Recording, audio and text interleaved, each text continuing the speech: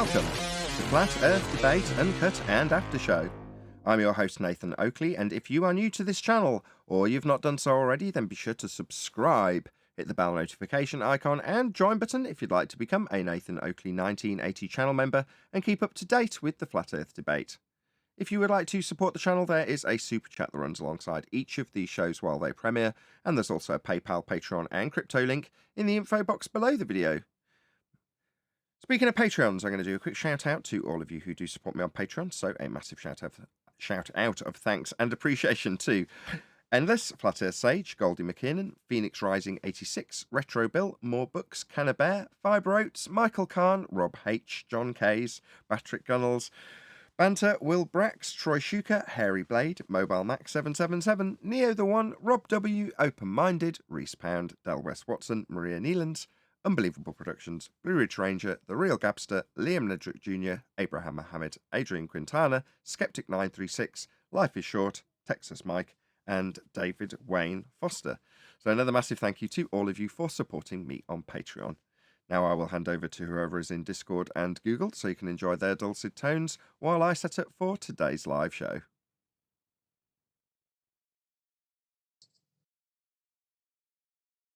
Let's try that again. Hey John, can you hear me okay?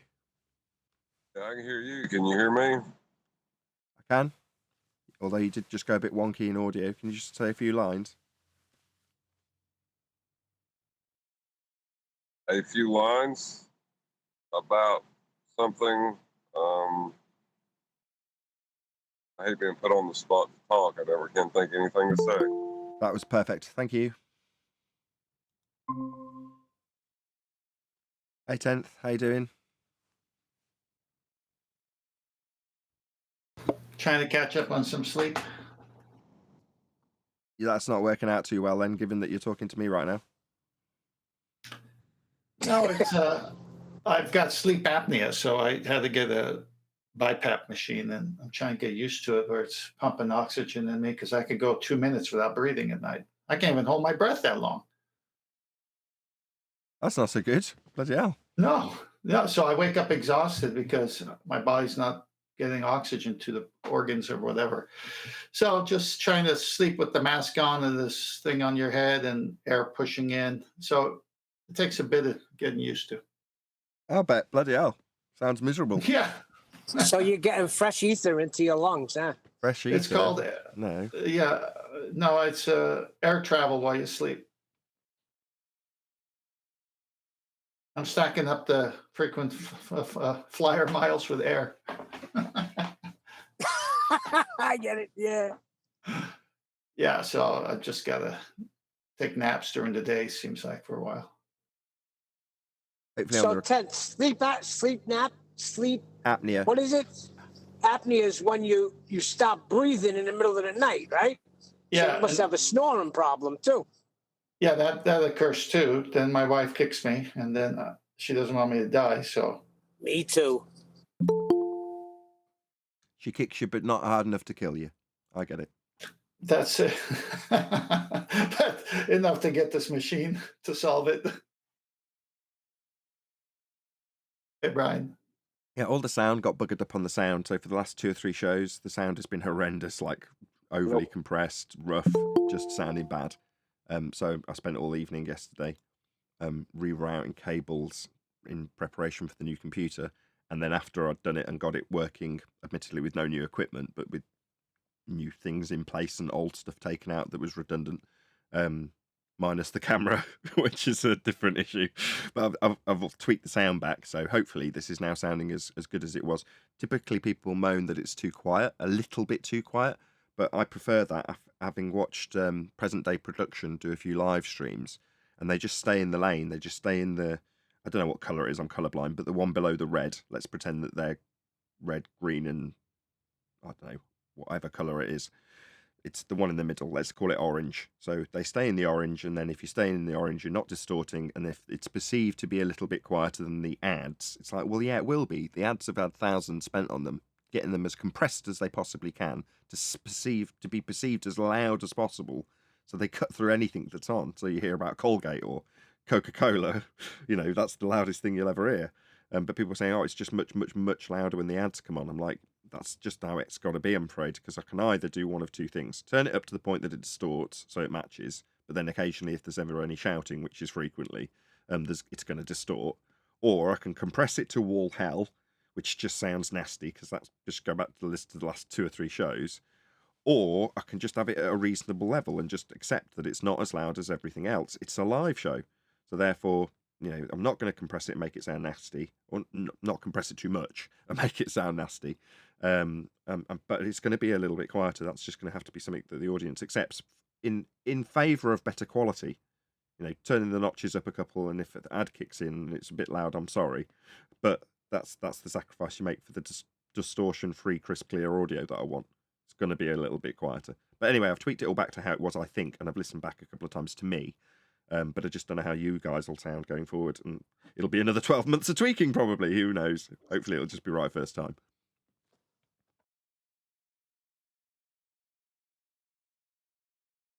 Nathan, Yeah, Nathan, when is the new computer coming? Do you have any idea? I don't know. It hasn't even been started being built yet. So I don't know. A while.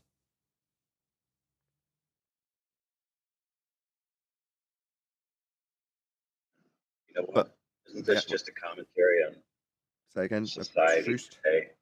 Sorry, start again. This is like a commentary on society today. So you're working extra hard to try to mediate the show so it sounds good, right? When people have entirely within their power not to have ads in their experience whatsoever, they can either pay for the full service, they can use some type of ad blocker, they could download the stream and listen to it after the fact, right? Yeah, but people are lazy. They just wanted to sound good out the box, and I don't blame them. I'm the same. I will tune out. It was one of the reasons I wanted to support Flatsoid, because I know him personally. That makes me extend, or would have made me extend, a greater generosity to the limitations of his streaming ability. Well, when even I'm going, I like this guy and want to hear the information, but I'm still tuning out. That's where you've got to do something, right? You've got to step in and go, no, you've got to up your game. If that means getting a new PC, then that's what you've got to do. Because you're better than this, basically. Yeah, but Flatsoid's sound was horrendous, though. I tried listening to a few. I can't bear it. It's like anything. You still work within the limitations. I'm still cobbling the show together, right? Admittedly, with stuff failing around me and me removing stuff to keep it running, But that's fine. I'd rather that was the case, so long as it's not substandard. In other words, so long as the end product is okay. Nobody cares if I'm dealing with the thing on fire behind me and roasting hot. Nobody cares.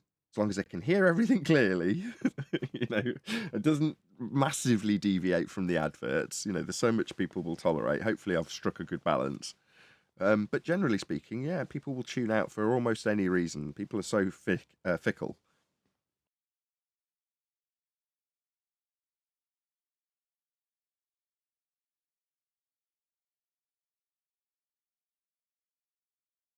And I like the limitations on YouTube because they're mostly audio based. Most people are much more concerned about the sound. You might not even realize this as a YouTube watcher. You are, I assure you, much more susceptible and concerned with the sound in a negative way. In other words, if it's okay, you're indifferent to it. If it's bad, you'll switch off. As opposed to if the video's a bit fuzzy, or there's slightly jarring editing, that won't necessarily put you off. So long as you can make out what's being said clearly, most people will still put up with a really horrendous picture feed. But a horrendous audio feed, nobody puts up with that.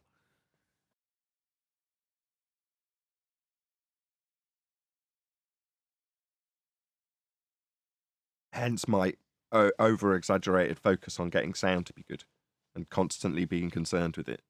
Because I think it is a constant concern. If you let your standard slip, suddenly you go, oh, where's all my audience gone? If it's not enough that you're being shoved down the list far enough, if your actual audience that has made their way to you goes, oh, I can't bear to listen to this.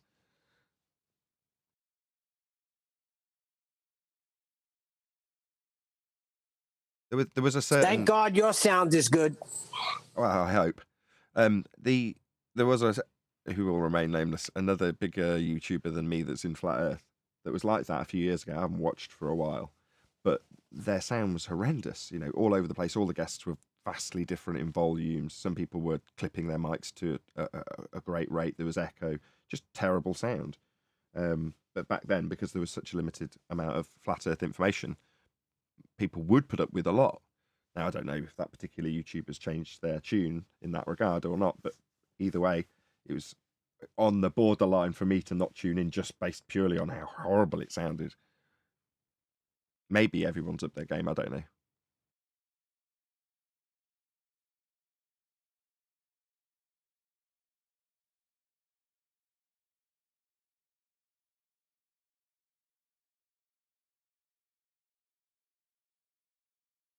As for when the new computer gets here, Neil, I have no idea. I've been in touch with them to a certain extent to send them my old hard drives, my current hard drives, to put into the new machine.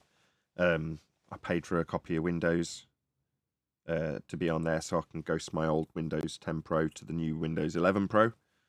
What else did I contact them about? I asked them what GPU they were going to put in it. And they said whatever's available. And I was like, here's a list of what's compatible. And here's a list of how good they are compared to each other. I want the best one. And they were like, oh, it doesn't quite work like that. You could just whatever we've got available, you know. I was like, I want the best one.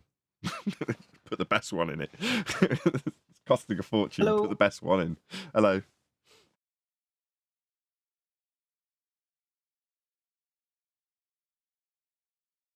Are we going to start the show yet, or are you going to do a expanded pre-show? I will start, and I'm just a bit behind. I'm trying to what's the word? Trying to ease in because it's been a bind setting up. Oh, right. Yeah, technical issues. If there's one thing you don't have to worry about, Nathan knows what time it is. Yeah, we're late, I know.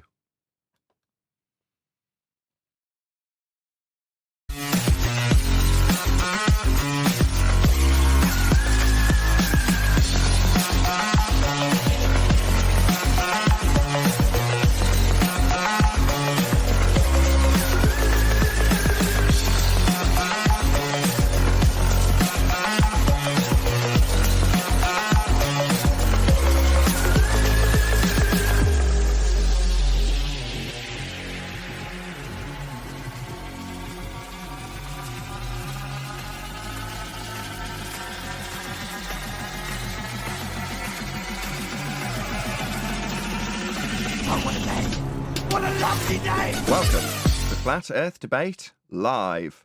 I'm your host, Nathan Oakley, and if you are new to this channel, or you've not done so already, then be sure to subscribe. Hit the bell notification icon and join button if you'd like to become a Nathan Oakley 1980 channel member and keep up to date with the Flat Earth Debate.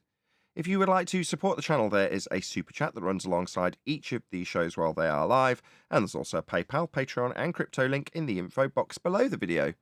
Most importantly, if you'd like to join the discussion, simply mute the page you are currently watching, then click the link in the info box below this video to join the panel and express your views on the nature of Earth.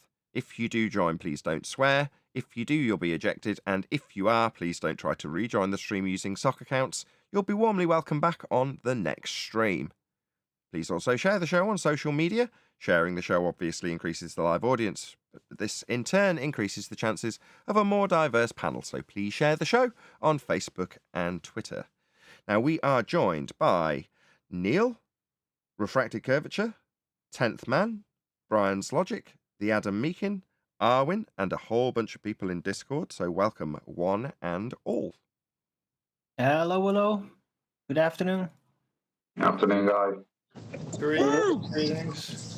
What's going on out there? It's raining over here. Yeah, it's raining here. Fascinating And stuff. it's raining over here too. How's everyone in Discord? A few of you are on mute, which you're not now. Can you just get a hello? You all good? All good, all good. Hello, hello. And it's raining in South Africa too. Huh. Hello, hello, hello. Hello, wow. Discord is working. Excellent. Good to know. Any evidence of a physical geometric sphere edge horizon, formerly known as the curve of the Earth?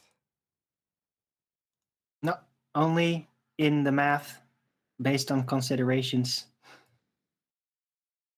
What kind of considerations if we were measuring physical Earth curve? mathematical considerations of the geometry nature. I was talking physical evidence as opposed to reified maths. But isn't that what the dip angle measurement's supposed to be? A physical measurement to a geometric horizon? I mean, for them, no. That violates the celestial sphere model, does it not? They say that. I know you're playing both sides a little bit too much at the moment, John. Yeah, they might say that, but that doesn't work, does it? As you well know. No, it does not. No. So first and foremost, we don't have a geometric physical sphere edge for a horizon. We only have one horizon, and the horizon in there, begging the question, proof of nothing, perspective hijacking Earth curve mathematics, that Arwin refers to, is a physical leading edge of a geometric blockage called Earth curve. Well, that's got a straight line to it. As of 2020, it's, according to their own side, refracted. They've even got backing in terms of physical documentation from Andrew Thomas Young to tell us and show us mathematically how refracted it is. Well, if it's a refracted bent line, it's no longer a geometric tangent point, so they can no longer perform dip. Further to that, you can't get an elevation angle measurement from a curved baseline. So they're screwed on both fronts. And that's the bottom line. And it's flat. It must be to perform the function of celestial navigation. That's correct. Any evidence of the distance to It the also sun? must be. Oh, sorry, John. Go ahead.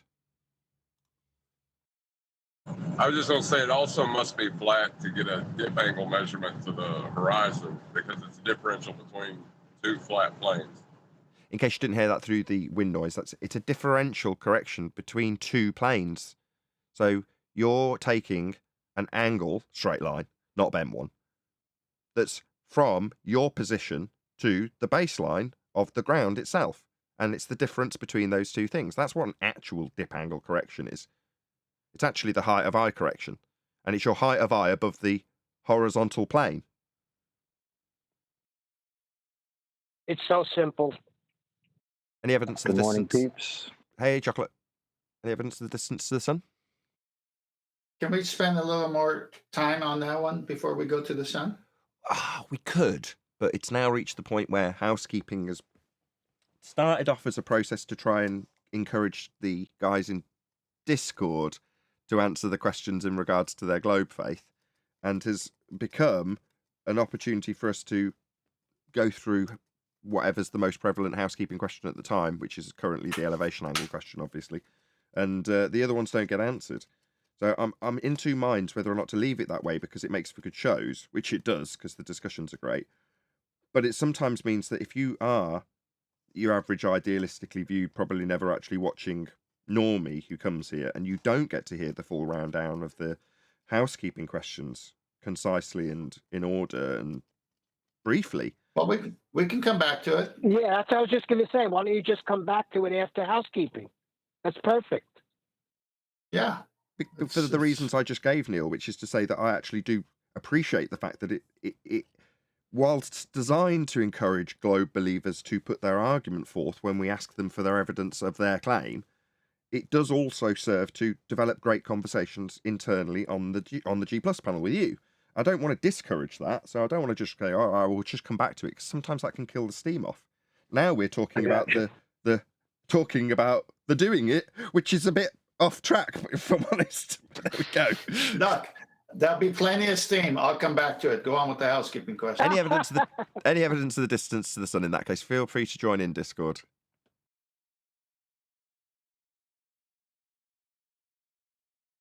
Man,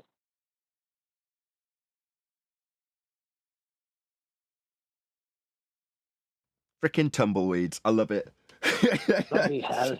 What is the sun? Just need somebody to say no or claim that the R value based 93 million miles distance is actually applicable and then fight your claim. One or the other will do, and then we can move on. No, there's No. only an angular size to the sun, and everything is back calculated from its angular size. Perfect. Any scientific evidence of gravity?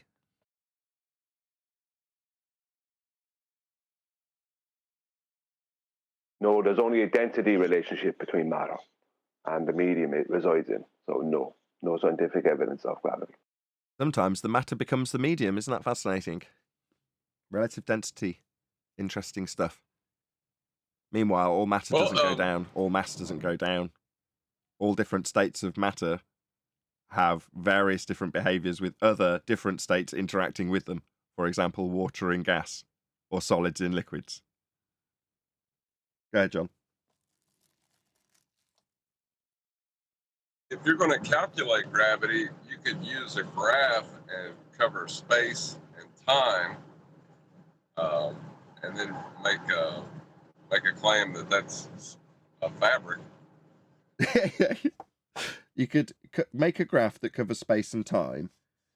Okay, you're not gonna hoodwink me by saying that you can graph out time and transpose that conceptual description of something elapsing versus something in physicality. The description of time in and of itself is conceptual, but you're not going to translate that fourth dimension in that regard into our physical reality. It can't. It's a pseudo geometry. No matter graph work's going to do that. Just shut up and calculate, man. that brings it all into reality. Well, I'm asking for scientific evidence, and let's be honest, John's just saying I can calculate a few graphs. sort of sidestepping the question there, John. But, that is what we get offered, let's be honest. Yeah, there's no scientific evidence for gravity, so you got to ignore the question and reword it. Yeah. I'm not decrying what you did. I mean, you're doing an admirable job of what I'd have to contend with if I was dealing with any other globe believer or anti-flat earther / globe heretic. Any single viable hypothesis from any of the fields of astronomy, cosmology, or astrophysics?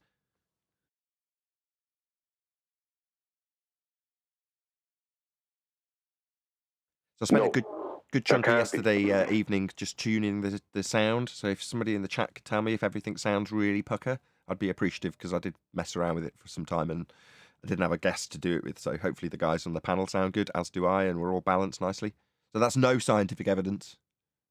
Viable hypotheses. No, if they did, it probably would have started with gravity. But since there's no scientific evidence for that, it's a shame. What about a self-perpetuating molten iron core at the centre of a presupposed spherical Earth? Yeah, that is funny. That's why you're laughing as you're asking the question.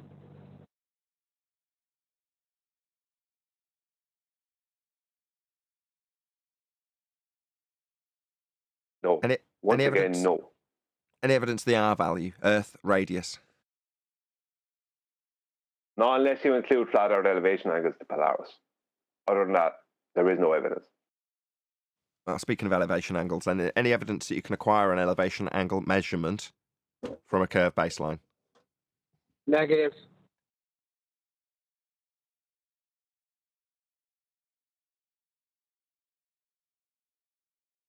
I like all the rebuttals you get to this question. We don't, do we? What's the rebuttal we've had? Well, you get silence, and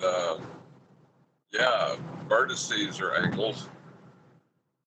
The only actual rebuttal, if you can call it that, is to go, if I take these flat Earth angles that were measured on a flat Earth because they could only be measured off a flat baseline, and offer them to you, a flat earther, those flat Earth angles I measured, and don't mention that they were measured on a flat Earth, and ask how you'll deal with those flat Earth angles on a flat Earth, that's actually what we've had as a so-called rebuttal so far. Literally, that is no joke.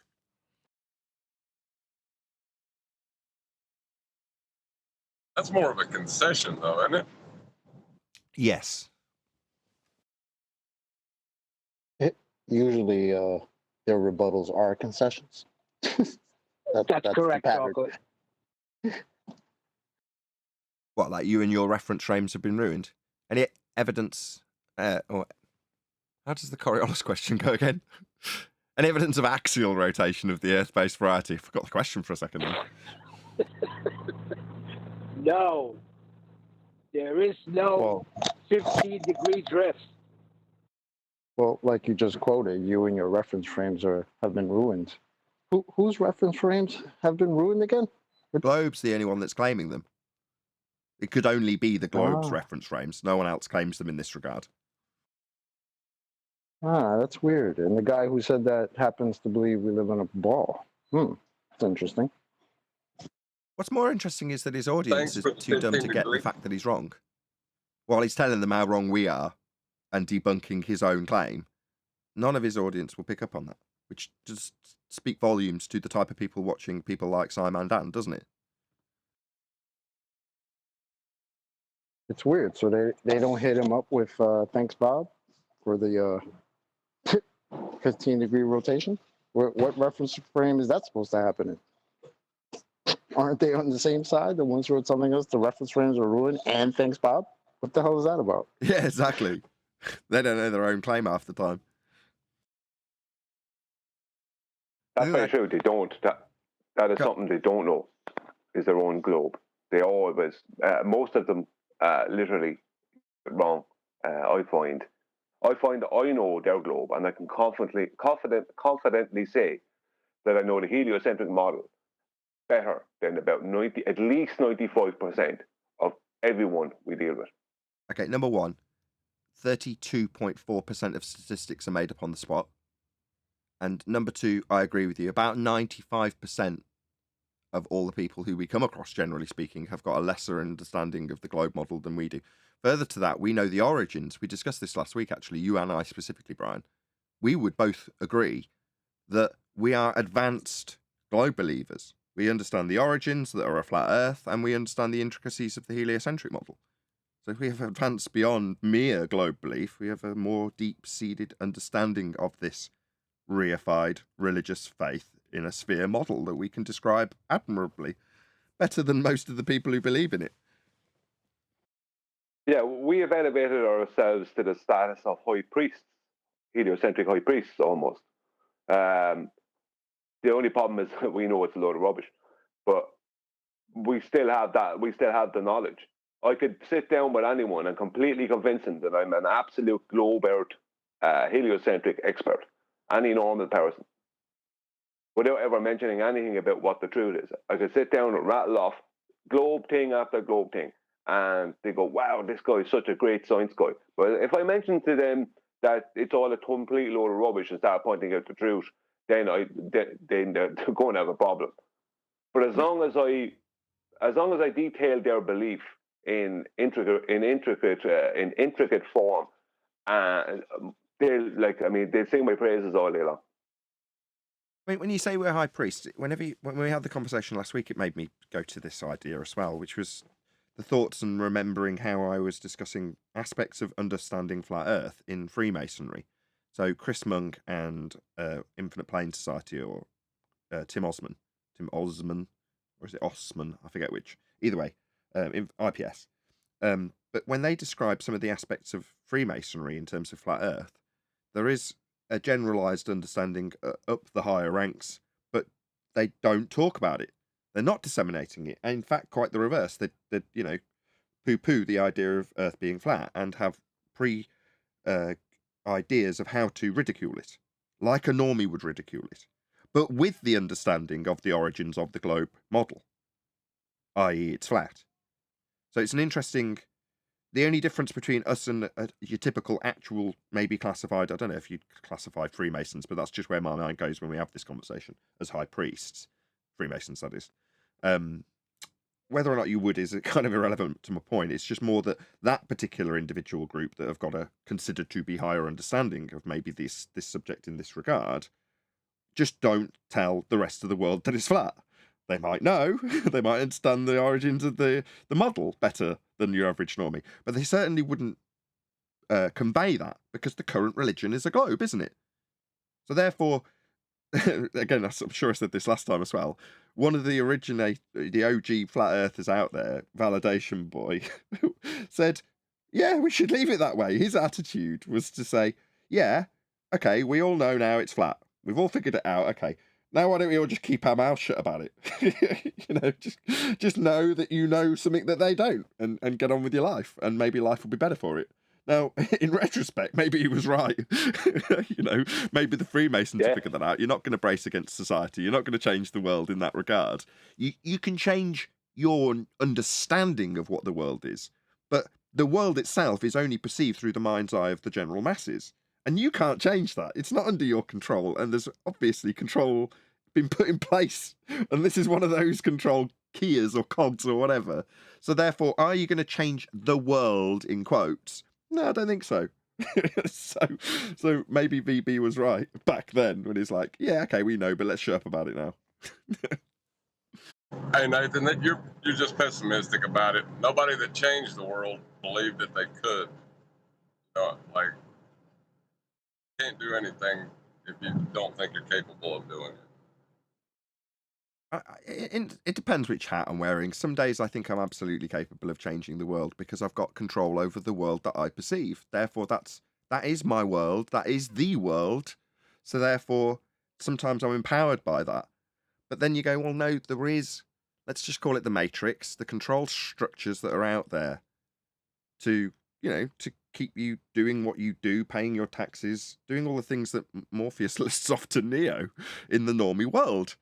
And those aren't our control structures. We didn't create them. And have we got anything in place to put a society back together if we destroyed them? And if we had the inclination to destroy them, would we necessarily benefit from destroying them? We don't know. All of these marvellous answers sometimes do cross my mind when I'm a little bit more sceptical. And also in a better mood for it. I don't know why. Maybe it's just something else that's going on. Anyway, there's lots of things flashing on at the moment. We had Brian, I believe, presenting something a moment ago, and a 10th man has been waiting in the wings till the housekeeping questions ended. So I don't know who wants to go first. Brian, looks like. Yeah, I was going to present something. If 10th man doesn't mind waiting, but if he wants, I'll go after him. I'm okay about it. No, go ahead, Brian. You go first. Perfect. Go ahead, Brian. Okay, thank you, Ted. Okay, I'm going to have to just unshare this in a second and reshare unshare what I'm sharing and reshare something else in a second. It's the only way I can do it correctly. Okay, this is. I'm going to just bring this down to here. Okay, you can see the size of this circle. Now, it's just over 45 degrees within this angle I'm showing here. Okay. Now, what I'm showing here is that regardless of the size of the circle, that 45 degrees will always be 45 degrees.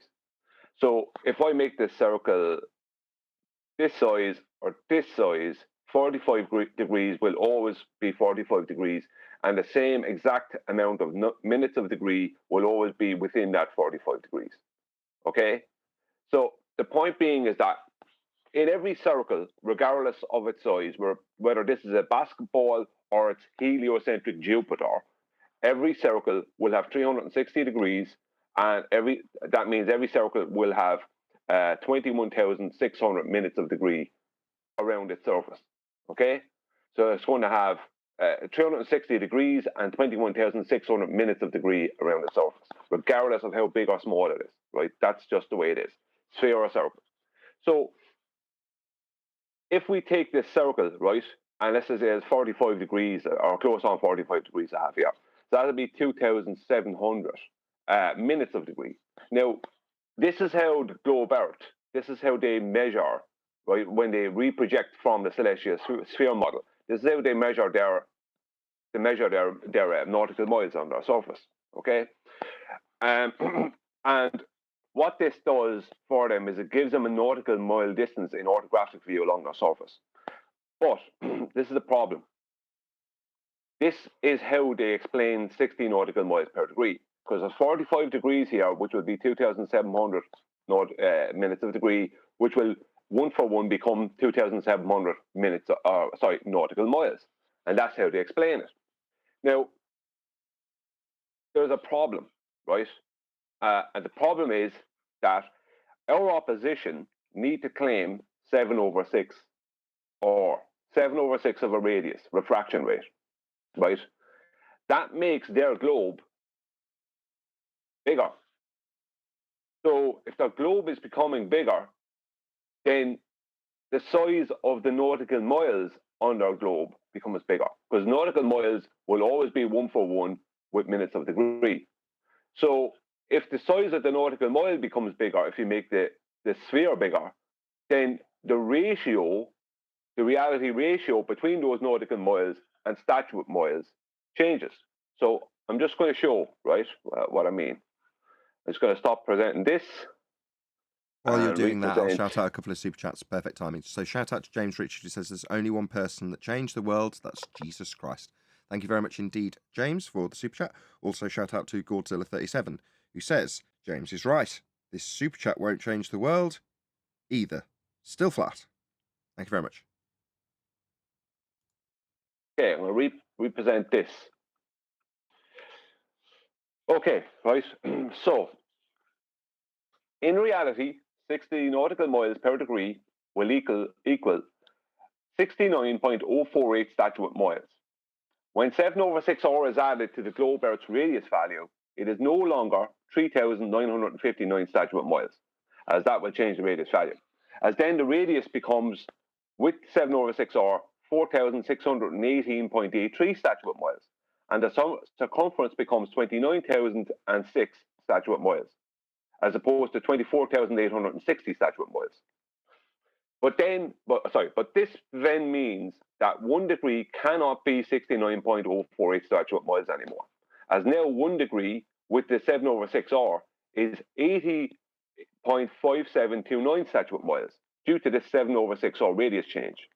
So the conversion rate from 1 nautical mile to 1 statute mile is no longer, I should have put in then 1.1508, because that's the 1.1508 is the conversion rate in reality from nautical mile to statute mile. But with this, as now due to the 7/6 conversion rate, it rises to 1.3428. So this means two things, right? Because now the conversion from nautical mile to statute mile is bigger, because the nautical mile is now bigger because they've increased the size of the globe with 7/6R. And they do state that the geometric horizon is only in the maths, and that the horizon is always refracted at least 7/6R. They've also added in greater than 7/6R and infinite over 6R. Greater than 7/6R is Rumpus, and infinite over 6R is Rubik, right? So this means two things. One, that the globe believers can either claim 7/6R and relinquish 60 nautical miles per degree, because the whole process won't work in reality with statute miles, or that globe believers can claim 60 nautical miles per degree and a geometric horizon, but they must relinquish 7/6R refraction. They can't claim both, as the two are mathematically paradoxical and contradictory within their maths. 60 nautical miles per degree works perfectly in reality with the reality horizon. So we don't have a problem in reality. This is a paradox within their own model, within their own claims, which means they can either claim the horizon is refracted, but they can't claim 60 nautical miles per degree is going to give them 69 statute miles, which we always get in reality. And they can claim that the horizon is not refracted, that it's geometric, and that they can get 60 nautical miles per degree, but they can't have refraction within their model then to change the size of their sphere. So that is the paradox, right? So just to add it, although this is not 100% correct, the maths are correct as far as I know, but this is not 100% correct. Just to add it, this second part, because it involves a circle of equal altitude, something that they can't have. But I'm going to just use it as an example of what happens with their radius change, is what the size change would mean with a circle of equal altitude.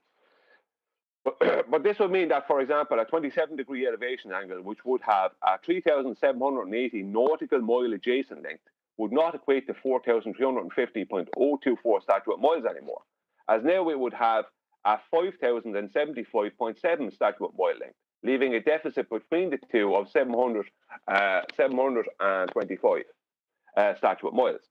And if we were to use this distance as the radius of a circle of equal altitude, then as a diameter, it would become 10,151 statute miles, as opposed to it being a diameter of some 8,700.048 statute miles, leaving a deficit of 1,450 statute miles between them. So if you turned it from a radius into a diameter, there's now 1,450 statute miles extra, right, with using their 7/6R bigger sphere. If they could have a circle of equal latitude, which they can't. But I digress.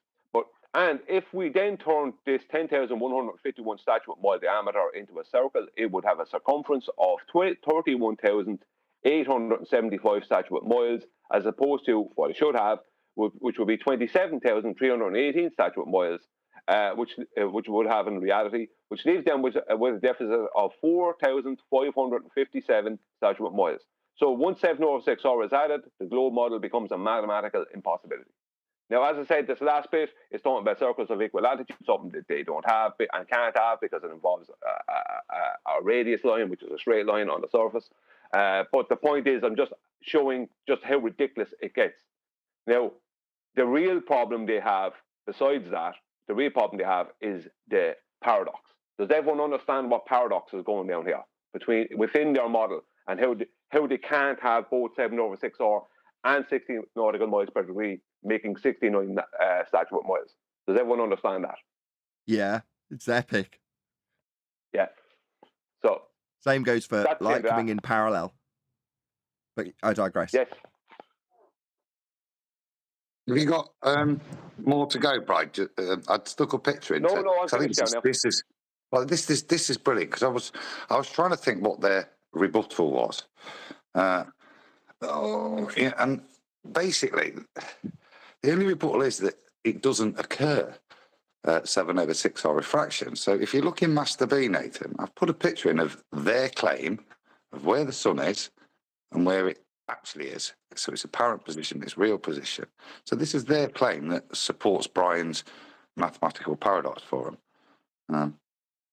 Really nice numbers. I didn't want to join in case you lot ridiculed me for getting an R value wrong again. I'm not doing it. That's just Mitch. That's not us. But that picture, Bride, that sums it up, because that underlines their claim, which validates your paradox to me. You may not be looking at it because it's in Master B, but I it's going out to this, live but I audience. can't ballpark respond. I see it. Sorry, there's three people talking at once. Just 1 second. Exactly. Yes, great. Yeah, true position of the sun, exactly, because they have to add in 7/6R. It's a necessity for them. If they didn't add in 7/6R, then their claims would be laughed out of court, because the Earth, as it would be supposed to, would be claimed to be at that point, wouldn't look anything like reality. So they have to add in at least 7/6R. And as we know from the Black Swan, they're willing to add any amount of refraction to try and make up some excuse, even though it kills them with the Black Swan.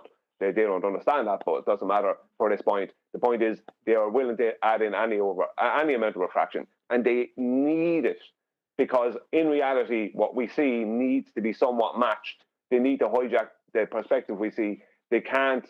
We look out across horizontals. They have to make people believe that they're looking out to a point that's curving away or down from them. But they can't do that without 7/6R, because the globe would be too small. It would be ridiculous. Is this parallel, right? This light that's coming in, this is all parallel, right? Yeah. That's another bloody good point, Nathan, isn't it? That's another contradiction in their model. The light comes in parallel, except it's not parallel because it has to bend to remove it to alter the position from the apparent to the true. So it can't be parallel if it's bending, can it? Like, wow. Right, yeah, exactly. But it's that is a spin-off of Brian's paradox that he's describing. It's the same thing. I'm just going to do a quick couple of shout-outs. So another shout-out to James Richard. He says they use the numbers as if they're measurements. Globe Earth has never been, quote-unquote, measured. Who can stretch a line upon it, in quotes? I think that's a Bible quote. Thank you very much, James Richard, for the super chat. Also, us so far. Can we prove the moon gives off measurable cold light, ? And is this a flat earth proof, ? I always get challenged with the moon when arguing flat earth. And then a puzzled look emoji. Thank you very much indeed for the super chat, us so far. We've got 10th man in the wings who's got a presentation waiting to go. But because he's paid for it, can we just quickly address that question, if that's possible, guys? So, is the moon allegedly being a cold light in any way a flat Earth proof? I think that's an easy answer. That's very simple to answer in terms of that. No. People can go and look on Iron Realm back in the day, and I was asked to do my best in a way to try and take some measurements, which I won't go into the detail, but I did as best as I could with really sensitive equipment and to see what happened. And I took some measurements from the thermometers. I tried to empiricize it as best as I could and try and put some statements of fact in there. This was not an experiment. I never even claimed back then that it was an experiment. I think test was the word I may have used. Within that, I got some very strange results where actually if I used the thermometers in the sun and got a reading in the sun and in the shade. And I followed a little bit of logic to say that if the moon was reflected sunlight, then the same effect should occur. Maybe not to the same degree, but if it was reflected, then I would expect maybe a slight increase in the temperature. Maybe not as much as direct sunlight, but a slight increase between moonlight and moon shade. I actually got the opposite. I then swapped the probes round, and the temperature's reversed again. So with my thermometers in my back garden, in moonlight, it was colder than in moon shade, if you accept that they're the parameters that I controlled and varied in terms of my measurements with the thermometer.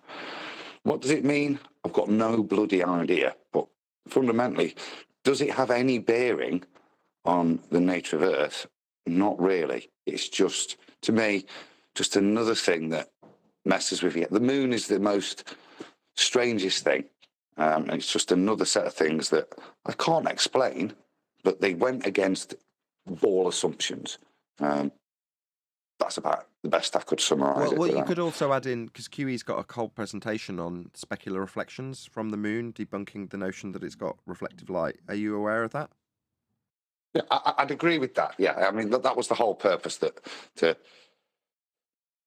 you can take the hot spots in terms of it's a ball and reflecting of light. That was all given as an assumption. It was literally just to assess whether or not I could get a temperature. Would I get a temperature difference in moon shade and moonlight? And I'll be honest with you, I did not expect anything at all. If it was reflected sunlight, which it could quite happily still be in a flat Earth model, I don't see any contradiction per se within the limitedness of a flat Earth model. But if it was reflected sunlight, I would have expected no change or very little increase in the moonlight.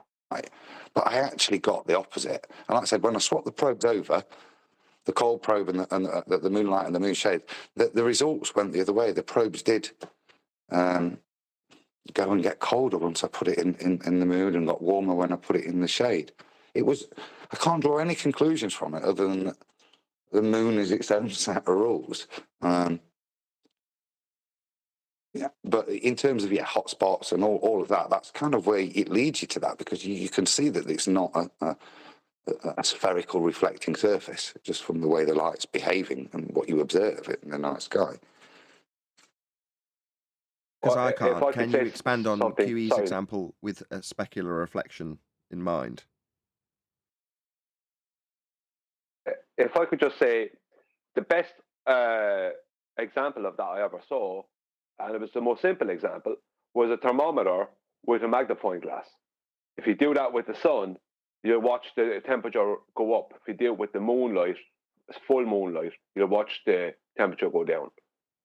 I tried that, Brian, with a telescope, trying to get it. I couldn't get anything really there. To be honest, the telescope created more shade. And I couldn't get it to focus. But I will stand by those results because I did my best. I'm wandering around my garden, do you know what I mean? Putting it in shade, putting it out of shade. And you can see it, darkness and night, whether you've got moonlight or moon shade. And those results still stand. I would stand by the results. What they mean, I could give no inference on. But I would can stand give you by some the inference. validity of the readings I took. Let me try. what it shows is that upon discovering that you've been lied to about the nature of Earth, regardless of its shape, everything else is suddenly fair game, including your understanding or subsequent lack thereof when it comes to the moon. So what does this show? Well, it shows that, generally speaking, flat earthers will be far more inquisitive about things that they experience in their day-to-day lives that have, until then, been told to them as fact in terms of how they're described in the heliocentric model. Nothing to see here, nothing to worry about. You don't need to concern yourself with the moon. We've travelled to it, we've conquered it. Now it's a bit boring, let's just ignore it. Oh, really? Oh, well, we're going to examine how it behaves. That's what it shows me.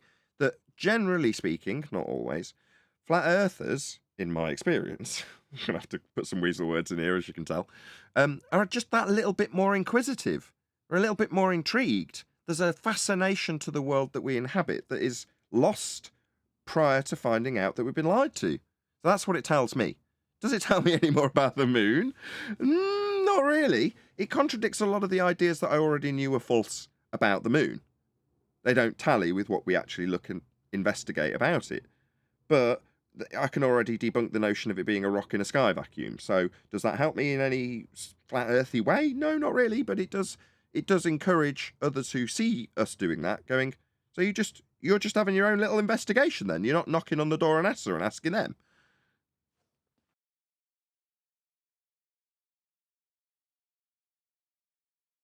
Yeah, well, that was what I would have said. I was going to say about it as well. It's like what I saw with the magnifying glass.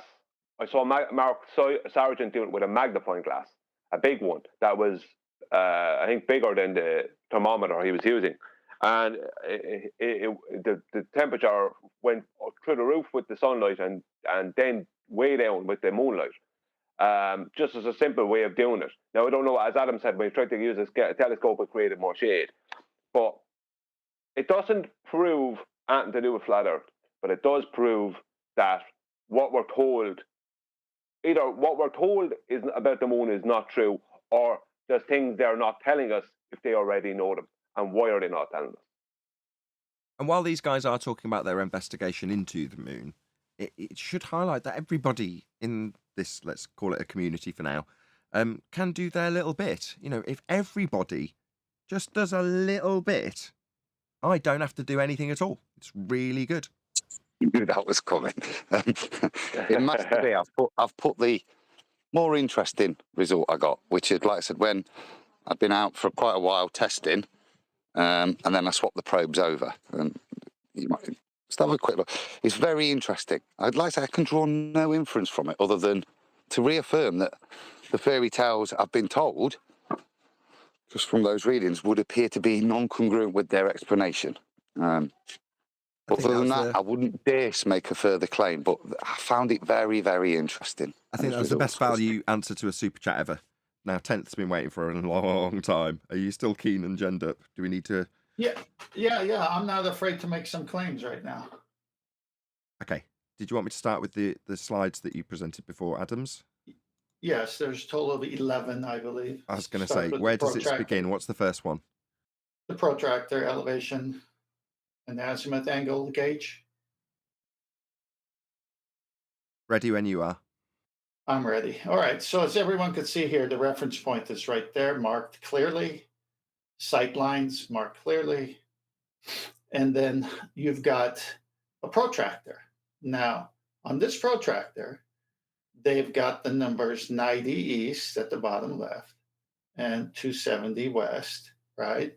And you've got the top numbers 0 to 90 and then 0 to 90. So much like any other protractor here. Just remember this picture. I'm going to refer to it while going through the rest of the slides. Next slide. So here's a navigator using a sextant, and he's got the horizon. Now, I don't see any curvature on that horizon, and the horizon at sea is used for the reference because at sea, there's nothing, there's no island, there's no flagpole, there's nothing. You just got the sea. So the only thing stable is the horizon, and it's horizontal. It's level, as shown here. And you can see here, he's getting a right angle to the star. So up from the horizon, you get your elevation angle. It's pretty plain. There's no bendy curved lines because you can't get an elevation angle with a bendy curved line. Next slide. Here we have the deception kind of shown to us. There's only one great circle, and it's the equatorial plane. And it's horizontal. It's called the equator. All the other so-called great circles are longitudinal. Okay, the dingleberry would have it going under you and coming around your back and calling a circle a line. But the only great circle is horizontal. It's what the land and ocean rest on. That's what you were seeing in the previous picture. If you can imagine that first slide, the protractor, just place it here. You need a baseline that's flat, straight, horizontal in order to get an elevation angle. Next slide. This can never work. And this is from them showing that they have to have a right angle triangle, but it can never work from a curved baseline. But it does work if the only great circle is a disk, and that's what we live on, a flat plane that's a disk. All the measurement angles from the Nautical Almanac and Air Almanac originate from the center of the Earth, where this plane of the equator exists. It's clearly told to us it's a plane of the equator. There is no curve when you slice that ball in half. Next slide. John brought this to everyone's, I'm getting feedback. John brought this to our attention. We brought it to everyone's attention as an FED panel for months and years now, that the dip correction is a depression angle correction from your eye line horizontal, the fictitious one, and the Earth. That would be that plane, not this geoidal horizon where you bring your eye line to the surface of the Earth and pretend you're on the ball. We just saw a slide that you can get a right angle from this ball. So where are they really saying it all occurs? We see that thing labeled celestial horizon? That's the equator. That extends all the way to the imaginary celestial sphere, which is a flat Earth model. And so really your eye is there where you see the 90 box and the 4 quadrants of a circle. But turn this circle, instead of having a slice of a great circle vertically, just lay it on its side. That's where you bring your eye to. This is shown the wrong way because they want to fool you with longitude great circles. Next slide. This is what's happening. The sun is over the plane. Remember, the Nautical Almanac says all the angles originate at the plane of the equator. That's the true altitude. That's what you have to correct for. That's what all the sextant corrections are about. Instrument corrections to make sure it's calibrated, and all the other corrections are to make sure this is happening. And this is at the center of the Earth. And what's at the center of the Earth? The plane of the equator. Now they got it in the box here, but it doesn't matter. The point is, you see a 90. That was a picture that they try to say you need to do on the surface with that boat. And it could never happen from a curved surface. So it's always happening from the cutout at the plane of the equator, which is really where we all are. That arc of the protractor they add and say we live on the arc is a joke.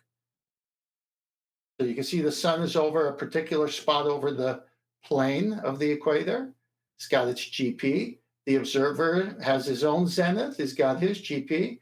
You take the elevation angle, subtract from the 90, and you have the zenith angle, the co-altitude. And this is how it works. And this is what the books tell us. It just can't happen from a curved surface because it has to happen from the plane of the equator, which they clearly say it's happening from. Next slide. Dip of the horizon means an increase in the altitude caused by elevation of the eye above the level of the sea. Now, you can't have it any clearer than the level of the sea. The following diagram illustrates this clearly. If the eye is on the level of the sea at A, it is in the plane of the horizon CD. This looks like a silhouette of a protractor. And that CD, CAD, is the plane of the equator where all the measurements come from. So now let's read it that way. If the eye is on the plane of the equator, or in this case, of the C at A, it is in the plane of the horizon CD, and the angles EAC and EAD are right angles or 90 each, which could only happen if you had a plane, not on a curved surface. If the eye is elevated above A, say to B, it is plain that the angles EBC and EBD are greater than right angles. Or in other words, that the observer sees more than the semicircle of the sky. We can never see more than the semicircle of the sky, hence subtraction from 90. Hence, all measurements made by a sextant are too large. In other words, the elevation of the eye makes an angle too great, and therefore correction for dip is always subtracted. Now, what is dip? Height of eye gives you obtuse angle unless corrected for. So you bring your eyeball from the top of the deck of the ship you're at, say 15 feet, or a big ship at 50 feet, put it on the surface of the sea, plane of the equator. Now you got a true 90. Now you can do an elevation angle and get your acute angle, subtract from 90 to get your zenith distance. This is all from their books. Next slide. So here it is with the dingleberry, the way they trick the ballers and the anti-flat earthers. Well, look, it shows a circle. It shows we're on the globe, and you're using our celestial navigation books that say it works on the globe. No, they don't. They say it works in the center of the earth. All your corrections are to show it can't work on a globe. It's to take it to the center where it can work, which you have a plane of the equator as shown previously. Now, parallel to actual horizon is height of eye with a plumb line or a bubble sextant. So you got your fictitious theoretical reference, horizontal to get your angle. But when you bring height of eye to C, the dotted line, now you're at sea level, and height of eye correction is between the top solid line and the dotted line.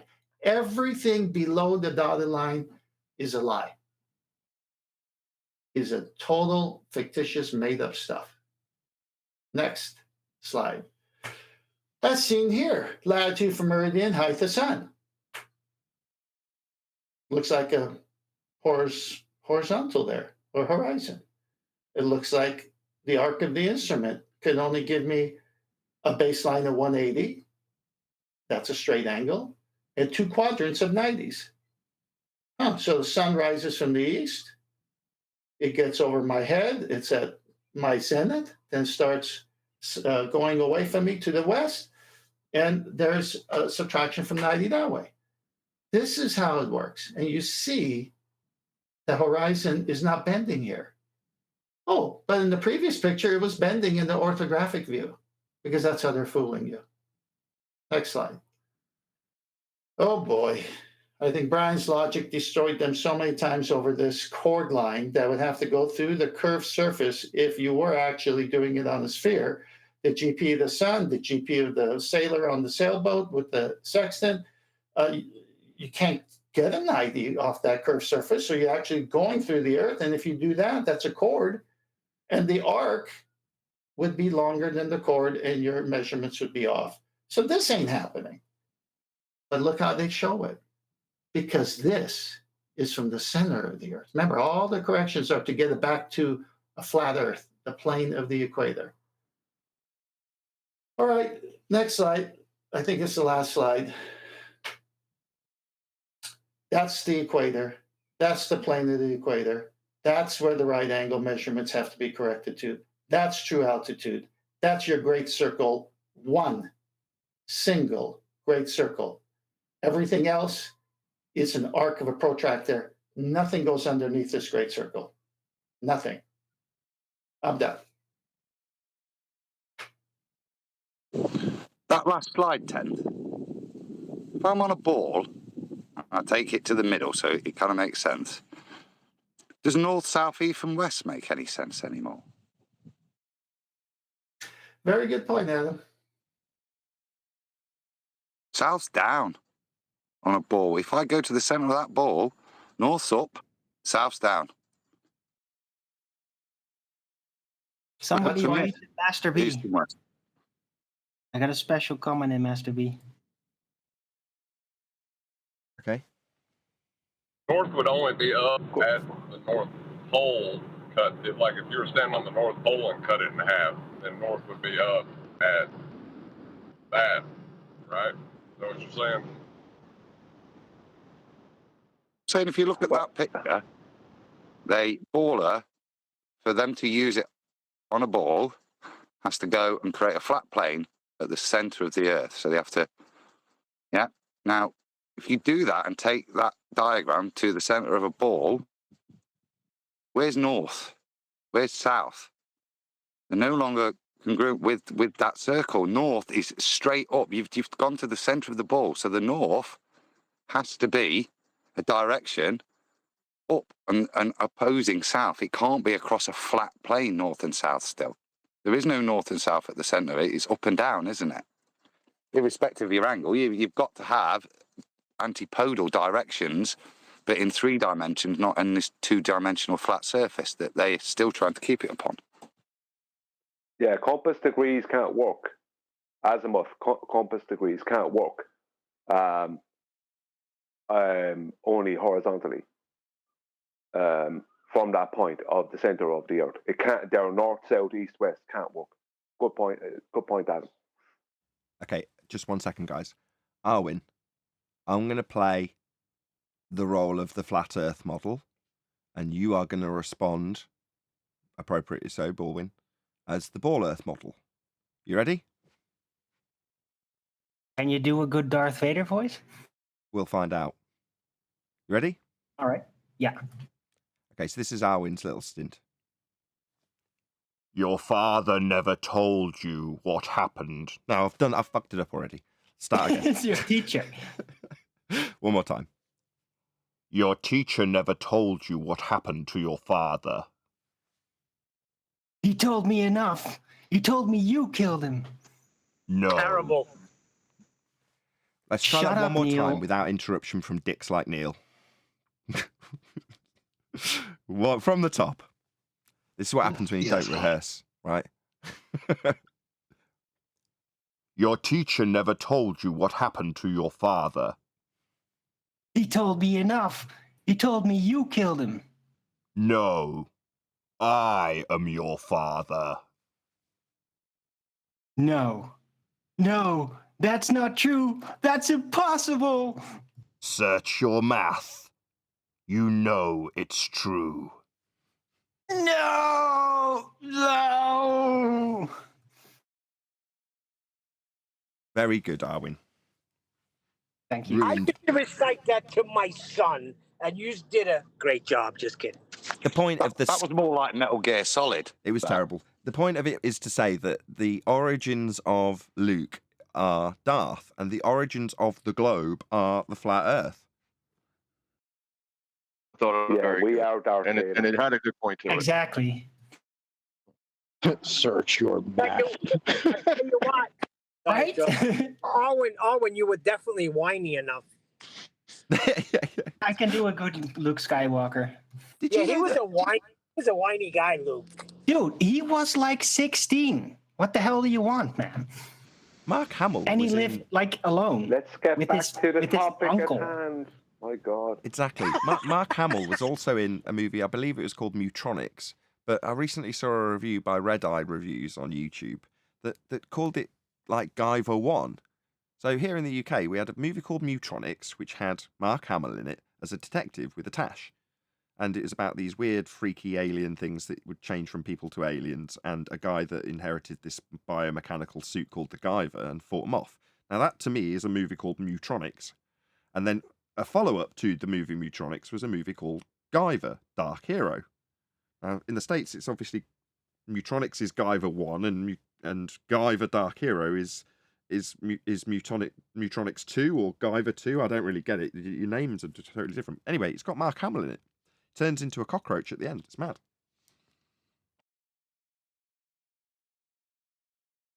So there you go. You learn something new every day.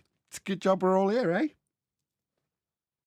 Yeah, the flat Earth is. No, so we go from an equatorial plane to Mark Hamill turning into a cockroach. I have no idea how that just happened. Yeah. because I'll link it quite happily back. Because Arwin had a little skit that had a flat Earth model as a character and a globe Earth model as a character. And the flat Earth model is explaining, as Darth Vader equivalents, that he is the father of the globe Earth model. So who are the characters that we're talking about? Well, we're talking about a character played by Mark Hamill. And Mark Hamill was in Mutronics. And Mutronics has got Kevin Bacon in it. So Kevin Bacon, there you go. Mark Hamill also, one of his most famous roles is the Joker voice. So he is. He's a very good character actor. He's done bazillion cartoons, actually. That's predominantly what he went into.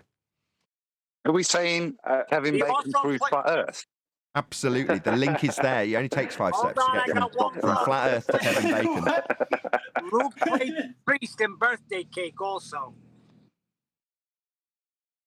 Anyway, back to the reason that Arwen put up the analogy.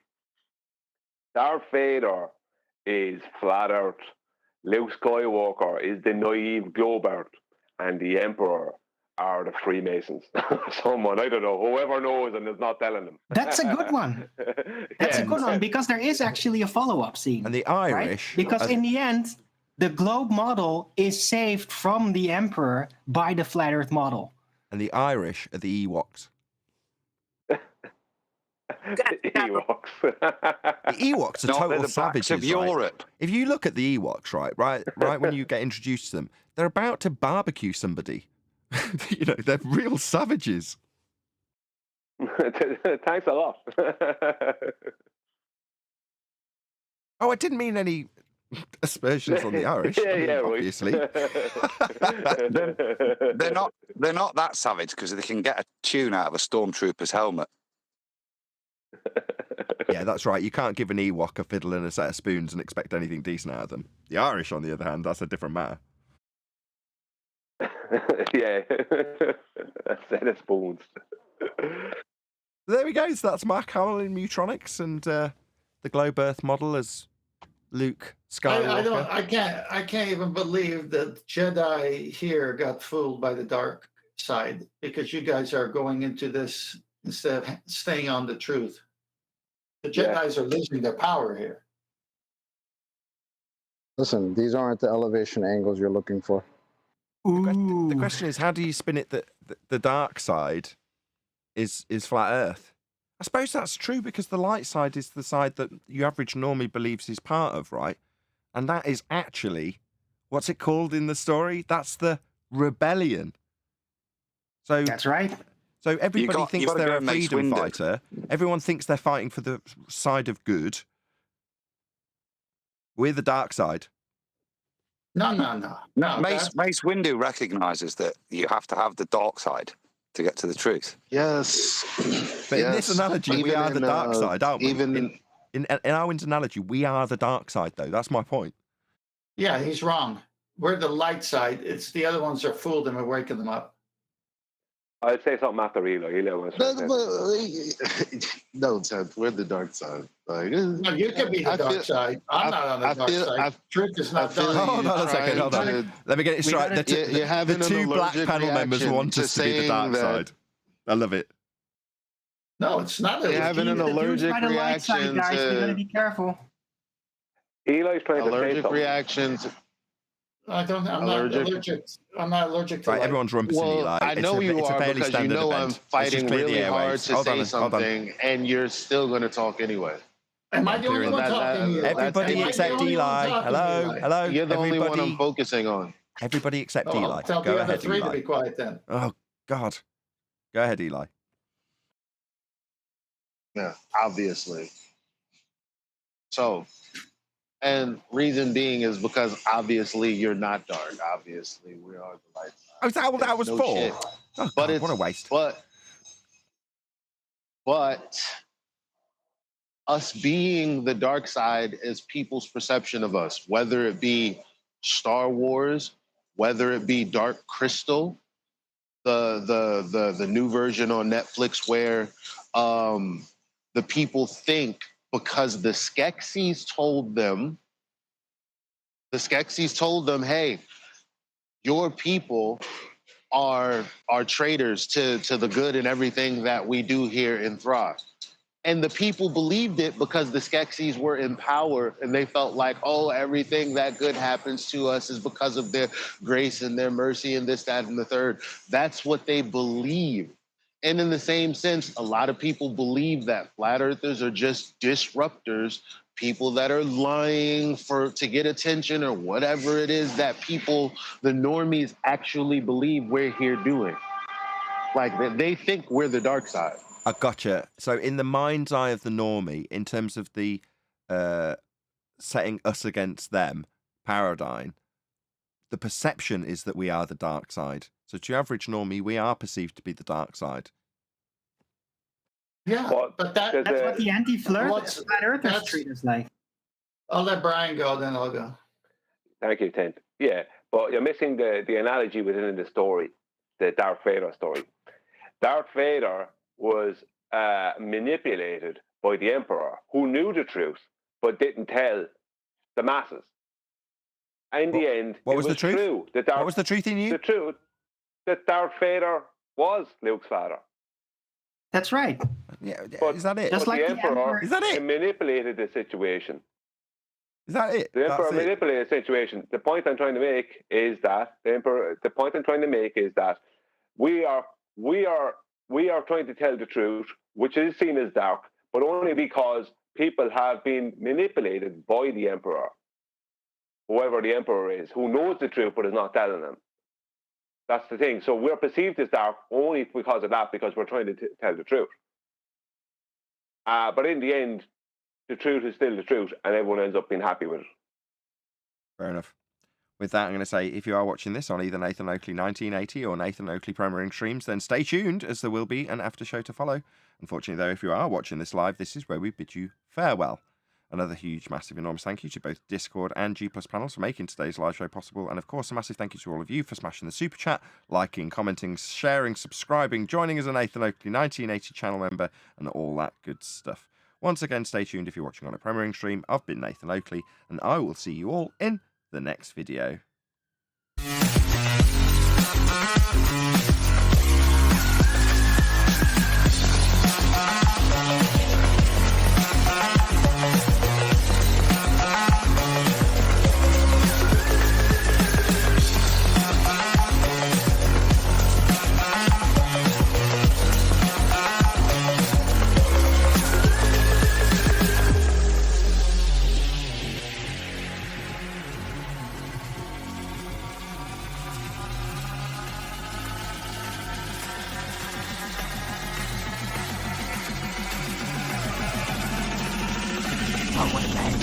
What a lovely day!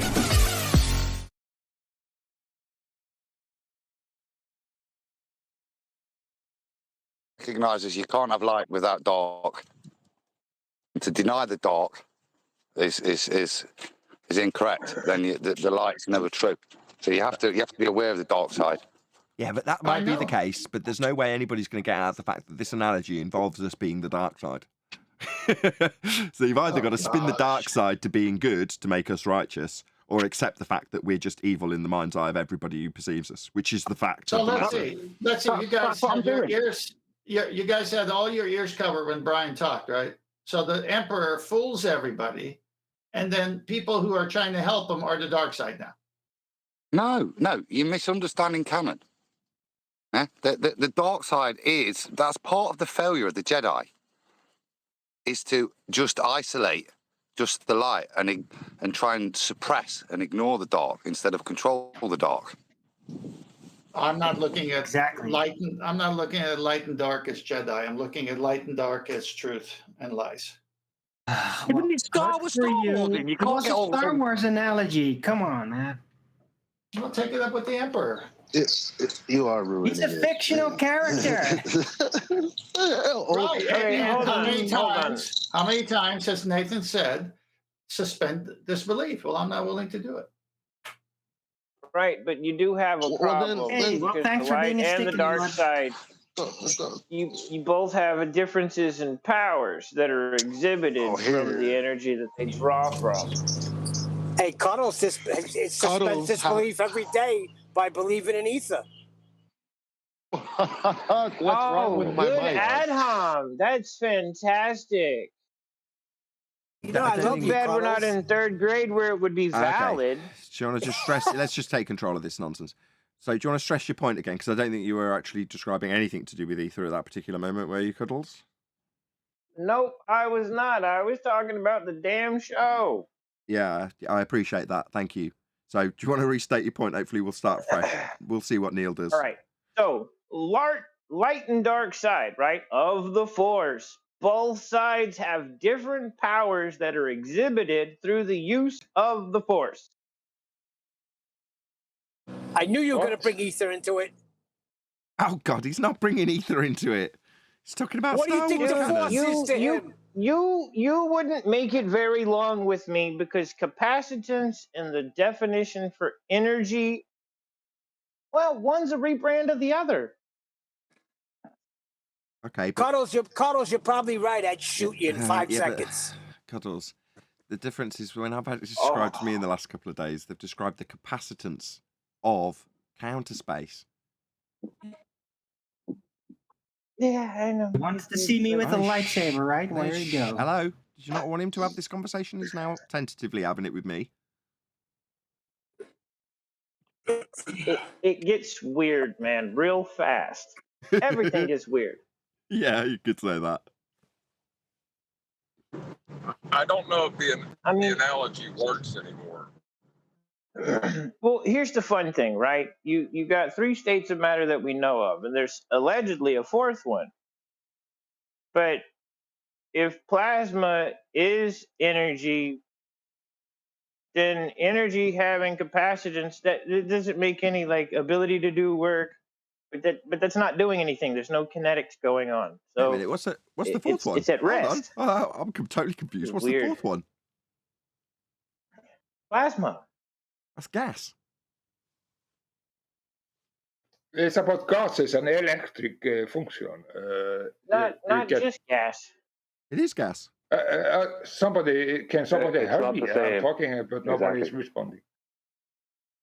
Go on, whoever it is from Hello? Discord. Go ahead. Johnny B. Can somebody hear me? Yeah, we all hear you. Go ahead. Oh, wow. I was talking, but no response. Therefore, I say, what's happening? Oh, yeah. First of all, I have to say great congratulations to 10th man, and he is right on. All navigators, they say, oh, we have just a little bit trick here. We have to go in the center. And in the center of the Earth, you get you are making the globe flat, so you are able to take straight line. Therefore, they are taking the 0 point from the center of the Earth. And Tentman is trying to explain what it's about, but it's very, very hard to understand for people because what is the trick? Yeah, it is because they are making flat plane of the globe. And the center point is, in reality, is the North Pole. That is the center of the circle. But if they are navigating and using the globe theories, then they are going in the middle of the Earth to get this central point. And people, it's very hard to understand for people. How can we explain it? Why would you? 1 second. I just came in. Maybe I'm off my rocker here. It was a conversation between 2 people, Nathan and Cuddles, on some type of 5, 6 states of matter, and you come in and interrupt the conversation and just drone on about a topic that was discussed before. What in the world? Sir, that's okay. He's just showing his appreciation to 10th. He's had a revelation. Well, as that's a result. fine. I don't have a problem with that. I'm waiting on the states of matter. How many states of Talking matter about are there? me and the fact that Arwen got off topic of what we were talking about and accused me of talking about ether. Right. Well, you said there were how Derailed the many? conversation. Wasn't Okay, Arwen, it you was said there Neil. were how many? Go ahead. Hold on. How many states of matter are there? So we're told 3, but there's a No, 4th. 4. You're right. Solid, liquid, gas, plasma. 4. Plasma's Right, gas. which is what I That's said. what I said. Gas. Which is gas what plasma. You said Cyanide 3. gas. Hold on. Yes, and with the addition of the 4th, because they so-called mainstream science hasn't made up their I gotta mind take it yet. What? He did say In that some originally. instances, they're still debating it, man. Okay, I got it Debating? solidified. Who in are me. they? Who are Well, they? let him get it cleared up first. Yeah, like first of all, yes, he said there's 4 states and he included plasma. Then Nathan was like, "What? That's gas." And then so here we are. Yeah, it was me. Julie, disagreeing. can I explain myself? Yes, I was talking about the template. But No, he just fucking screamed at you. No, just relax and let Nathan and Cuddles and like, I mean, and gases. That is plasma. I will talk about that also. Okay. So Okay. I'm sorry, but what's the problem? Can I not say Tentman was right, and then I will talk about the plasma? Well, What- because you what- interrupted the conversation off on another topic. I'm not. I was just pointing out. I want to say that. Then I will talk about the plasma. What is plasma? Okay. Yeah. Just interrupt the whole conversation, change the topic, and drone on for 5 to 10 minutes. Good. Go ahead. Maybe, No okay. Maybe I was wrong. It was not the right. Sorry. Yeah, it was Talk not the about right plasma. time. Yeah, that's correct. It was not the right Okay. time. Yeah. I didn't Sorry have an for issue that. with it, just so you know. But there we go. But But, we're trying to create some kind of flow instead of going in different directions. I was trying to understand the 3 states of matter. It was, thought Eli you was wanted trying to some summarise right. this I by understand what you're saying. saying. You might be absolutely Hold on, right. Johnny, but Johnny, my question please, was Johnny, I please, want to Johnny, talk about Johnny, plasma Johnny, also. please. Thanks. Okay. Yeah, I was disagreeing with Cuddles. I said, no, what do you mean plasma? That's just gas. So it was me saying 3. Now, essentially, Cuddles and you have agreed with each other and disagreed with me. Hence, I'm more than happy for Johnny B to carry on interrupting. Go ahead, Johnny. Yeah, and I'm talking about the plasma also. And if I can, I will say plasma is about, there is cold plasma and hot plasma. What is plasma? People are saying, As gas. the moon can be a plasma. But what do you need to get plasma? Yeah, you need electronic function, you need electromagnetic state or something like that. You need... Something like that. Yeah, something like that. You need electronic function and you need gases. Yeah. That makes plasma. Plasma is ionized gas. But Exactly. it's not the gas state of matter just because it's ionized gas. It's a different state of matter. Ionized gas is not just gas, right? You know, to form plasma, don't What? you need containment? Hold on. Yes. Ionized. What is not just gas? Ionized gas. Yeah. So there's 4 states of matter: solid, liquid, gas, and ionized gas. Ionized gas is a little different than the gaseous state. How so? It Clear? has electromagnetic properties. What? It becomes bonded. What Yeah, electromagnetic properties? Plasma can be manipulated by magnetism. Yeah, because it's ionized. Yeah. It's just answering Right, it also Nathan's becomes question. bonded. Go on then, Brian. But that's what I was just answering your question, Nathan. That ionized gas, plasma, has electromagnetic properties. So it can be manipulated by a magnetic field, whereas that No. What's define the toroidal difference field. between magnetic and electromagnetic, please?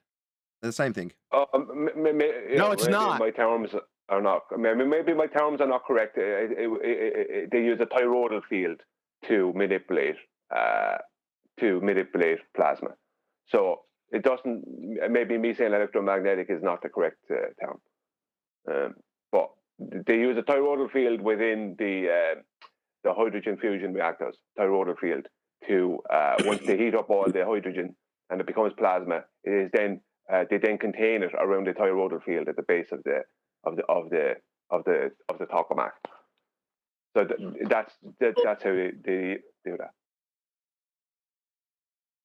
Okay. Is this natural science? I don't know. We'll find out from Cuddles, as it was Cuddles that introduced plasma for whatever reason. We never got to why. Maybe we'll find out now. I just want to know, because obviously if it's not natural science, we only managed to manufacture plasma under specific conditions. The only claim I've ever seen is a more modern claim that the sun is now plasma. Yet to be proven, but it fills a void in their model. As far as I'm aware, we don't observe plasma anywhere in the natural world.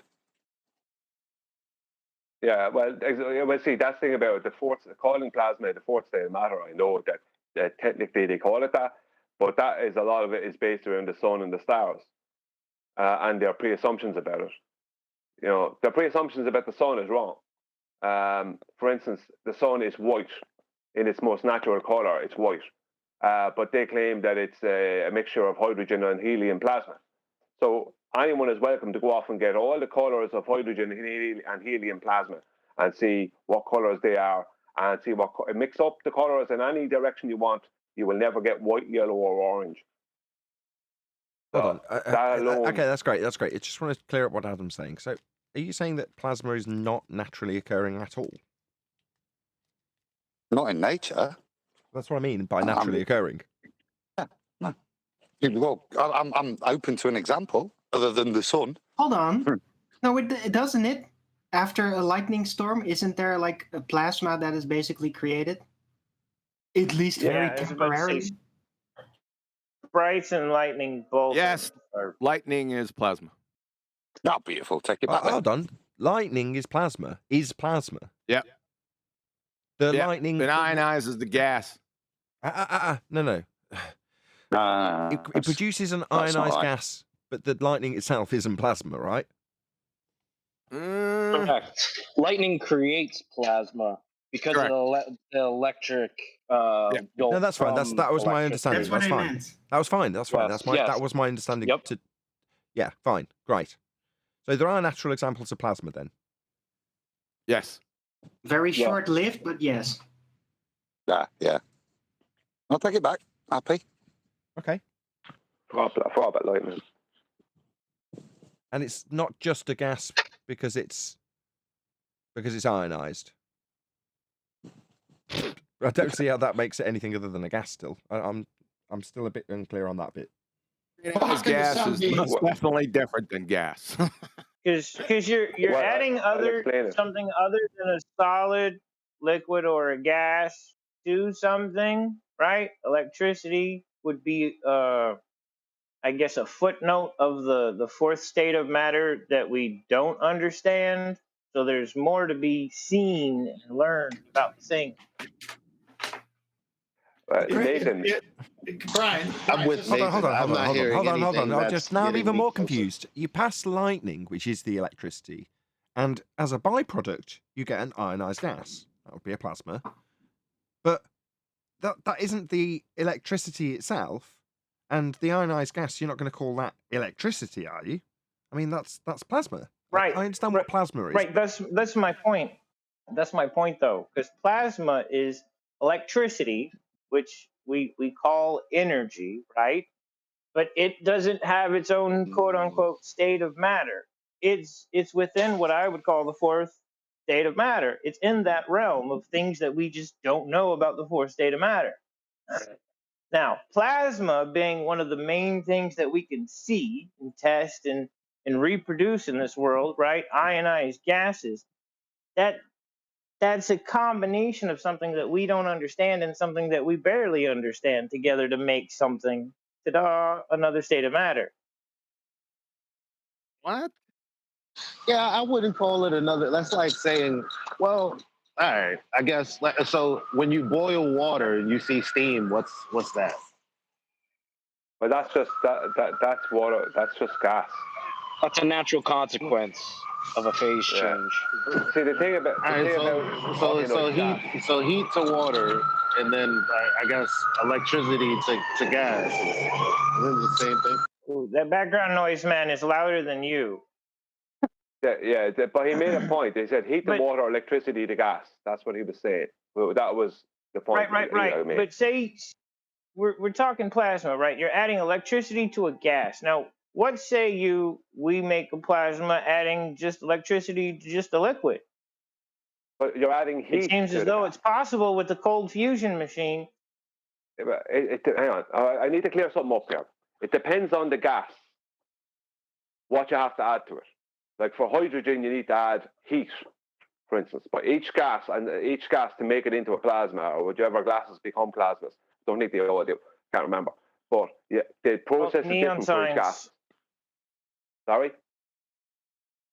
Neon signs. I was going to say that earlier. That was called. Yeah. I don't understand it that much. I know. Right.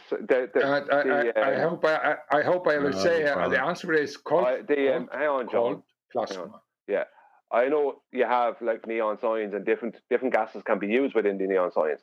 I'm just talking about like the point I was making is to turn certain gases into plasmas. It's not the same process for each gas. The temperature is different for different gases and different things like that. But it's temperature it's temperature that turns the gases into plasmas, not electricity. You can create the heat with electricity, but it's temperature. It's the flow, though. It's not necessarily heat. To me, it's a destruction of the natural state. Okay, so you're overloading. It doesn't sit there naturally. Yeah, it's a reaction, isn't it? It's a loss of electrons that's the problem. Now, that is just energetically totally unfavourable in nature. So you might get it with lightning and a solar formation, but it's more of a byproduct and a temporary byproduct that we're classifying this plasma as in nature. Yeah, it doesn't sit there naturally. It only occurs for the very short amount of time, and then equilibrium is re-established.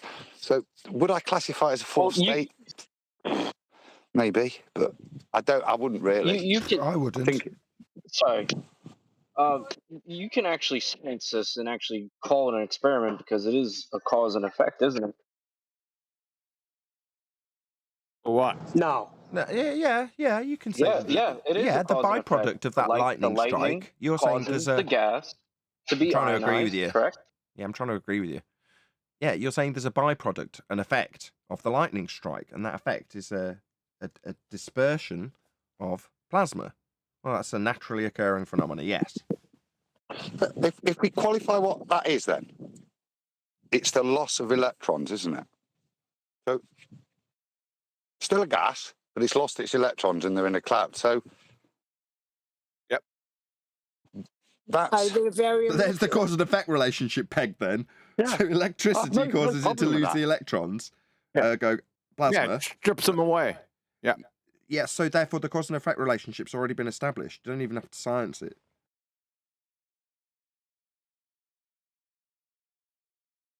Why it's important to make a distinction between gases and plasmas, Nathan? Well, it's not really important now, but it would have been important a couple of years ago. Was that our opposition were coming up with hydrogen fusion reactors where you had gases becoming plasmas and then being held in place by toroidal fields, which is magnetism, at the base of those chambers, and then claiming gas pressure without a container, when the whole thing is a container. The whole that's spot on. What right. about when it freezes? He said we use it to stabilize it and keep it in one particular area of the containment we've already created around it. Exactly. Okay. something Kelvin. which is typically a vacuum as well. Okay. Like if you create a plasma within like a tube, that tube is usually evacuated of all other gases, and yeah, you can actually take like a magnet or another electrical source to manipulate the plasma inside of it. Okay. Yeah, Well, the vacuum is created. What they did was, let's say the hydrogen fusion reactor, they pump it, they evacuate the thing first, then they pump it with a high degree of hydrogen, high density of hydrogen, and then when they heat the hydrogen to the point where it becomes a plasma, the hydrogen then is attracted to the toroidal field at the base of it, creating a vacuum around the rest of it. Am I to understand that plasma, in order to experience it, is contained? Oh, most definitely. Okay, so then the sun can't be plasma. Yeah, exactly. What about the fifth state of matter? Well, hold on. It doesn't have to necessarily be contained, though, right? When lightning strikes, and the gas, around the ground or wherever this happens. Yeah, you have inherent that's not containment. contained. Hold on. In that scenario, Yeah. Well, hold on. Let me just answer him. Let me just answer him. Okay. In that specific scenario, In that yes, scenario, okay. you've got containment. To have gas pressure to have the lightning strike, it's not like you can say, well, we don't need containment for that example. It's inherently got containment. There's inherently gas pressure in that example. Okay. Yeah, I understand, but then if you're gonna say that the sun can't be plasma, do you know the distance to the sun and whether it's inside its containment or not? You made a speculation. Guys, just don't overreact. I'm just asking. Guys, do you not think he's got a reasonable postulation? Within the environment that we know we must have that's contained, he's suggesting that if there was a layer of plasma, that within the containment might develop what we know as our sun. Now, it's just a postulation. He's just asking the question. Is there any reason why not? Have you? Well, okay, go ahead. Feel free to answer. Yeah, I will go ahead. We just realized plasma has a short-lived duration. How long does the sun have? Quite a while. Yeah, but we don't know what the sun is. We don't know if the sun is a gas that we are not aware of. That gas might be only just the sun. I was just halfway through what I was going to say. So, go ahead. The guy says, well, thank you. The guy says, well, what about the sun? And then Nathan says, yeah, but we got gas pressure, so it's in the containment already. And so that was and then he goes to 93 million miles away. Like, what's that got to do with the topic? No, he didn't. He just he included the distance, but he basically asked, in terms of what the sun could be, given that demonstration in its toroidal field, which has containment, and we would concede we must need that to have the gas pressure. He's saying, is that what the sun? Could it be that that's the sun? There's nothing wrong with the way he's phrased it other than his pinning the distance on us for some reason, which I've just brushed past. Well, because I didn't name because we don't know the distance to the sun. It could be within our. So what does that have to do with the topic? Nothing. Because we don't know the distance of the sun. So it doesn't have anything to do with plasma. It's not labor. It's non sequitur. It's non sequitur. Okay, I wasn't going to focus on it. Now I've got to. Yeah, it's non sequitur. It's. But the rest of your question, I saw as valid, and I've opened it up to the rest of the people. If you now want to argue about bloody distance, it seems like the legitimacy of question is completely lost now. No. Yeah, it's perfectly fine where it is. Look, correct. The sun No, being it's not. It's irrelevant. You numpty. What does distance have to do with whether the sun's a plasma or not? I didn't say it did. I said it's irrelevant. So does I don't care. Oh my God! It doesn't have to be 93 million. You need to be institutionalized. Chill out, everyone. Chill out a second. That's what I'm saying. I'm saying One that more time. we don't know the distance, so it could be within our containment since we do have gas pressure here. So what I'm saying is, if it is within our containment, could it still be plasma then? That's where we're getting to. Yes. Plasma dissipates without a container real fast. Yeah, he's conceding the containment. Let me just paraphrase. You're all a bit triggered. Let's just all calm down. He's saying, within the containment that we must have to have gas pressure, yeah? And given that we do have a field that's magnetic, is it possible that that field in comparison to the example detailed about 5 minutes ago that we've lost track of now, could it be that the sun is similar to that example? That's his question. Forget the distance, it's non sequitur. Did you not Who's hear got Kiwi? evidence? Who's got evidence of the sun's magnetic field? I know No, we've hold got on. one. Our magnetic field. Hypothetical. Our magnetic field. Earth's magnetic field. That If wouldn't be plasma, strong enough. did you hear QE say if plasma dissipates without a container? So if the sun is within a container, it would be dissipating if it was plasma unless it had its own container. It's magnetic containment because magnetism can actually hold plasma together. Well, It fine. would Give me be very damn strong. fine. Then give me a neon light without a container, and I want to see magnetism hold it. No, you can't create. No, that's the enough question. That's the magnetism logical to question, Arwen. sustain Stop. that. Stop. I'm answering. It's not you posing the bloody question, though, is it? So we put it back to the guys posing it, as opposed to you. So that's the logical next step, then. Can you show that, i.e., intense specific question? You've got a fluorescent light that's got containment. Now, we concede, yeah, we must have containment. We've got gas pressure. But does the example have a quality that would require the sun itself to have containment or not?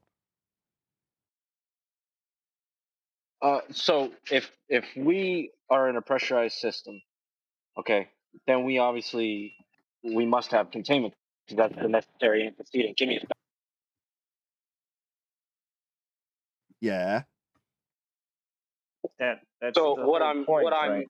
what I'm inferring is that if our sun is within our containment, then therefore, since we do have gases and Mother Nature's electrical field, it could be a plasma within our containment, correct?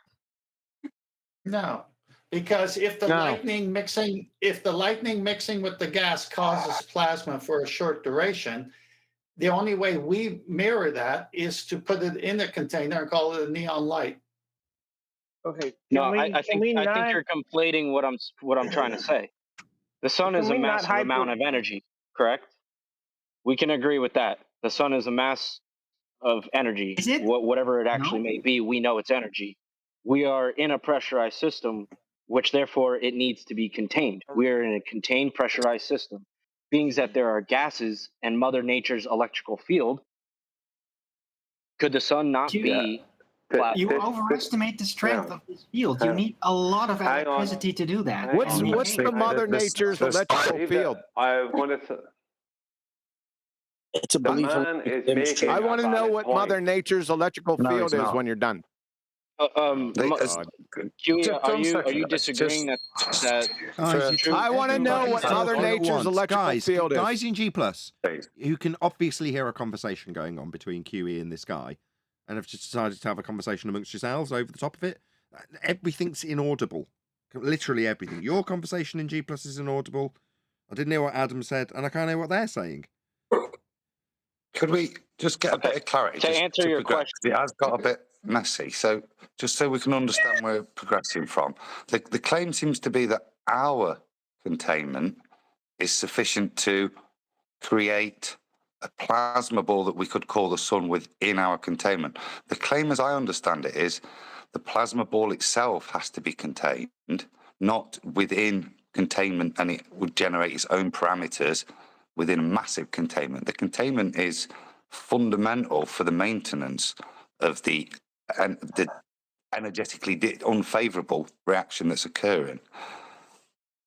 Right. And plasma will spread out like gas. But we're trying to constrain nature based on what we can do.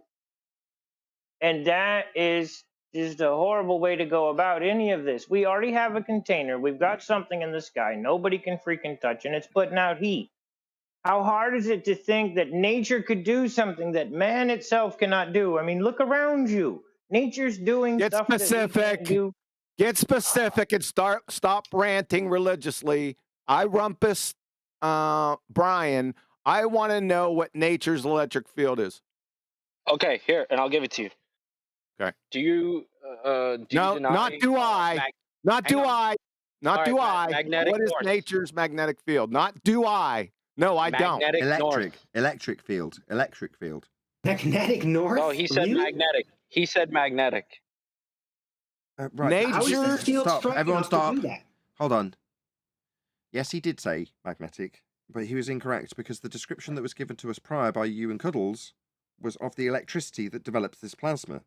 So there's an electric field requirement at this stage. That's why he's asking. We do have a magnetic field, but specifically you guys said we've got electricity creating this containment for the plasma in the massive container. That's where we're at. Thank you, Adam, by the way. Brilliant. Yep, Adam's all over it. Can I ask QE one question? No, you can't. We want to know what nature's electric field is. I need a citation in main chat. It's please. about 4 states of matter. I'm talking about ice crystals. I'm talking really about ice crystals, gases. What the hell is that? Are you doing? Shut up! Fucking ice crystals. What is crystals? nature's electric field? Sorry, what's this about ice crystals? Oh my God. I just bought an Italian ice down the road. We were Go so ahead. close. Tell them about ice crystals. Go ahead. In high altitude, everything changed. Everything gets very, very cold the higher you get. No, incorrect. Incorrect. But Yeah. they come in the state of ice crystal and gases that makes some kind of That's plasma. only up to 10 miles, John. After 10 miles up, things start heating up again. Have we validated this? That melts your ice crystal. Can I go back to Earth's Sorry, I had several claims thrown out. No, I'm not sure about that. We have to talk about this. Right, who wants to validate this claim? So we go What are you up talking 10 about, miles, Nathan? it gets Which claim? cold. Hold on, let me just clarify the claim of it. Gets cold, 10 miles. Beyond that, gets hotter. Okay. Evidenced by what? High altitude. Thermometers on high altitude balloons show that there's an increase in temperature. Mr. Sensible's balloon, for instance, increased up to +4 and +5 degrees at about 24 miles up, I think. Okay. So you So think it was around what? you're not sure? He's not sure. He doesn't know. What's that, wow? OMG. What's going on? Wow. What No, was we that? really have to know this because I tried to Guys and explain Jeepers, just one what you're second. talking I'm about. clearly trying to take control. What was that? Wow. What did you want to add? I was saying he doesn't know. He's just making it up. Sorry, Brian. Okay. Are you talking about Mr. Can I Sensible? go back to Earth's electrical field? I think so. I think he's suggesting He's you're talking just... about you, Brian. I think so. No, he evidenced it with Mr. Sensible's balloon. I would assume that tallies with most other balloons that have gone up to high altitudes, such as Mr. Sensible's balloon. Join Callum And then also gave... how is that then backed up then? How does he Join know Callum that for also. sure? By the temperature, by the thermometer. The thermometers. It's not just his. I just use his as an example. Scientist there, Dwayne Kellum, shows the Thank same you. thing, but the temperatures do change around depending on the time of day and where you're doing it and the time of season. So you can. You said after 10 miles. You said after 10 miles it gets hotter. How do you know that? He's just told you. We're trying to answer you. Oh, God. He's just told you. He's given you various different balloons that show the temperature that a thermometer takes. He's just told you the answer to that. Like No, he 25 seconds ago. hasn't. He hasn't done that. He hasn't done that. My goodness. All he has said is that after 10 miles, it gets Hold on, guys in G+, Plus, guys. He's still got an objection. It might be valid. Let's just hear him out. Go ahead, wow. Jeez. He said after 10 miles it gets hotter. How does he know that? Did Dwayne Here we go Kellum- again. Did Dwayne Kellum Oh, go God. higher than 10 If you miles? leave me answer, How far did it go, I'll and fucking what tell was him. it? Fuck's sake. Because Yeah, the thermometer I'm is just laying on out the what I'm high Oh, altitude God. balloons. Wow. He's not allowing me to speak. Brian, hold on. He's asking Brian, questions, not allowing me to Brian, answer. please. Brian. Yeah, wow, you've got to let him answer. You can't just start chanting through him. You've got to actually let him respond. Go ahead, Brian. Yeah, thermometers on high altitude balloons, not just Mr. Sensible's, but thermometers on altitude balloons show that around 10 miles up in the air, that the temperatures change and stop dropping and start rising again. The thermometers. Can you back this up? Can you back this up? Can you Okay, show us some that's citations, it. please? We've done it. He said that's the third time it's been repeated. It's official. He said, so I have to believe his word for it. Is that what you're saying? Yeah. Or should he not No, back you it up? don't I have think to he should believe my back it word up. for it. Yes, you have to take the word of all these balloons that their thermometers were actually showing an increase in temperature. No, That's correct. no. Brian's word. I want Brian's word. I want him to back it up. Evidence it and back Send it the up. for balloon us. up yourself, then. He gave Hang on, you Neil. a Please, can I citation. speak with Oh, that? God, I can round this out. Guys, if you just leave me to it for a couple of minutes. Yeah, he gave you a citation, didn't he? He said Mr. Sensible. It was one of many. Now, if you're saying, no, Mr. Sensible's not good enough, maybe he'll rattle off a couple more if that one wasn't good enough. But that's what was shown in Mr. Sensible's specific example. Okay, are we done now? Thank you. Can we move on? It does increase. I was the one who challenged it. I was like, what's it evidenced by? That was my challenge. And it was satisfied almost immediately. Yeah, Here we are and I 5 was minutes just later backing it up. with I was you just backing it up chanting as through well. the top of I had me. that same You feeling. will be removed if you start talking when I'm mid-sentence. Wow. Dick. Listen up, Dick. We've covered it. Now shut up. Okay, so ice crystals higher up. That was where we came to this conversation. What about QE? Yeah, I'd like to go back to QE and his nature's electrical. But I think I was right about the ice crystals, but nobody was Oh listening my to God. what this ice crystals was about. I'm just having fun with you, QE. Go ahead. Quit drinking. I think John's pretty stuck on his ice crystals. You might want to let him get it out because he's not going to give it up. So I think he was right. I think he was right. Anyways.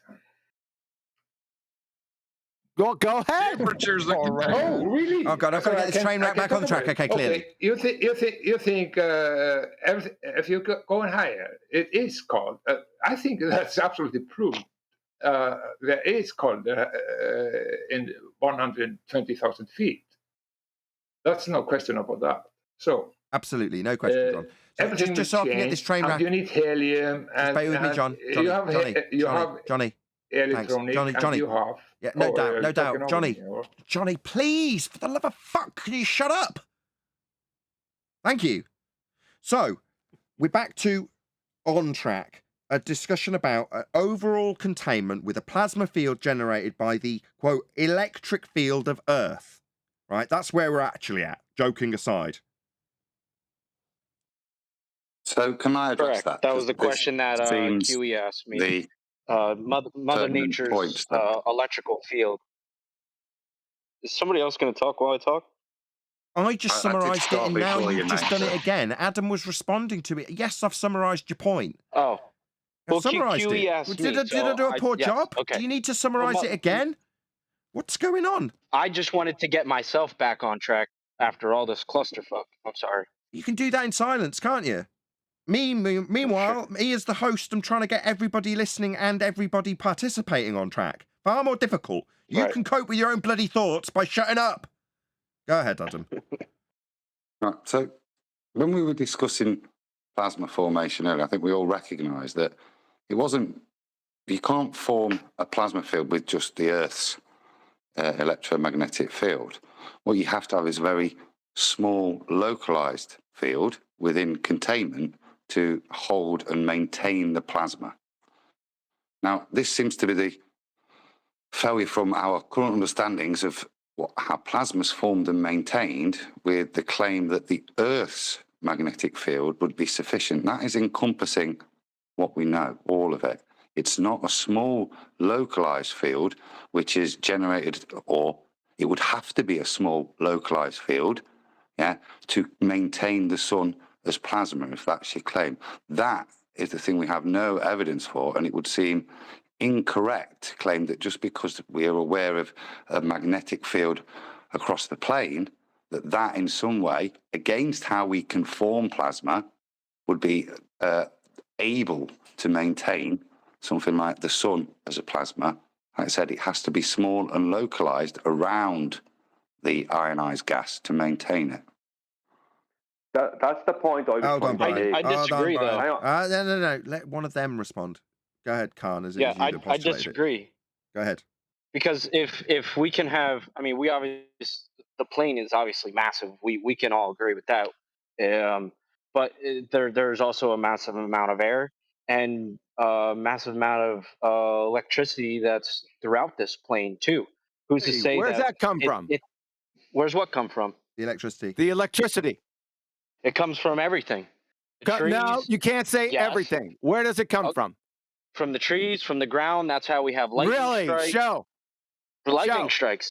Lightning. So lightning strikes Lightning is prove a cause. electricity comes from trees. That makes perfect yes. sense. Yes. Good. It is a you need to be conductor. Yes, it is. institutionalized. Really? You need to be institutionalized. Why is that? Because that Doesn't is make non no sequitur. sense. Why do we have ground rods? Why do we have? You always ask me questions. Everyone stop. Where Everyone stop. is Everyone Mother QE Nature's included. Everyone electrical stop. field? Stop. Numpty. It's Everyone stop. everywhere. Everybody stop. Everywhere. Can you stop? Thank you. All right. Let's just get back on the contention rather than the actual discourse. The contention is that you're suggesting that everything produces the electricity to suspend the sun in a plasma field, right? So we need a lot of electricity to do that. Where's it coming from? You're saying from the trees, right?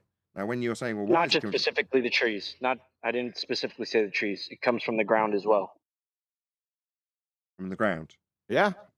In electrical, okay. In electrical terms, what is ground in electrical terms? Can I address ground that in point? I electrical think it's quite a good. It's quite a good point. But lightning would disprove your point. We've got lightning. Actually, no, it wouldn't, because lightning comes from the ground. Dude. Lightning doesn't strike from the sky. Lightning comes from the ground and goes up. Bro, could you let me let make a Adam point. finish? Could you let him finish, please, bro? Thank you. Go, Adam. The thing with thanks, sir. Within when we see lightning, we see that the plasma is not maintained yet. That would still be surrounded by all of the causes of your electrical and magnetic field that you're saying is sufficient to maintain it in the sun. But even with lightning, because we've got air, because the reaction is so energetically unfavorable, it soon dissipates. It's a microsecond long, the effect of this plasma. So there has to be a secondary containment or secondary field outside of what you're saying exists across the realm, specifically to contain that for the maintenance of plasma in the sun, if you're going to attribute the sun to plasma. Right. No, that's a little bit of a straw man. That's not what I'm saying. You don't need a secondary containment. We're already in one. We already know that. How's the plasma going to stay like a ball then? When we see lightning strike, when we see lightning strike, it comes from the ground. Arwin, for the love of Jesus, you are making this Yeah. incoherent. Adam talks. Does that mean when it's a back and forth with a believer in plasma, fields, and ether, that you need to respond? No, you're just causing audio chaos. I'm clarifying the question. Oh my God. Can you please just let me finish what I'm trying to say here? Yeah, go ahead. When we say lightning strikes, it comes from the ground and goes up to the sky. Okay, which means that the ground and whatever be it that grows from the ground or comes from the ground, electrons, proton, whatever, they go from our feet like gas up to the sky and conduct electricity as we call lightning. So who's to say that this plasma that is going around this great plane with all of its gases in a containment isn't absorbing all of this electrical field and everything and turning itself into the plasma, which is energy, and we call it the sun. Objection. You said that I'd like to ask him a question. He said that, Objection. Don't get to continue now. Actually, I kind of want to hear from QE real quick because we were having the original conversation. Given that Adam's the one having the discourse, I'd prefer it was him who responded. Okay, that's fine. So if I accept that that's the root of lightning, then in the description you're giving, there's going to have to be constant streams of lightning from the ground up to the sun to maintain that field and energetically unfavorable disbalance to maintain the plasma, isn't there? It would have to be constantly being reverse lightning as you've described it, yeah? Would you agree to that? There's got to be a constant input of energy to maintain that plasma and also maintain the electromagnetic field that you're going to then contain the plasma within, with the given assumption that you haven't got the additional containment of those ionized gases as well as the magnetic field to hold it in place. But in doing so, you would still need Can I stop you for a second? upstream. Can I stop it for a Well, second? obviously you're This gonna. goes back to my hold on. This goes back to my question for the group. What is the difference between electromagnetic and magnetic? Everyone keeps on equivocating between the two. What's the difference between electromagnetic and magnetic, people? Well, magnetism is a phenomenon associated with the magnetic field, and electromagnetism is produced by electrical current. That's right. They're both associated with the magnetic field and Yeah, electrical. no, field. they're not. Not Earth's magnetic field. They're not. Well, not in that specific. No. So yeah, no, you're right. So that is the difference.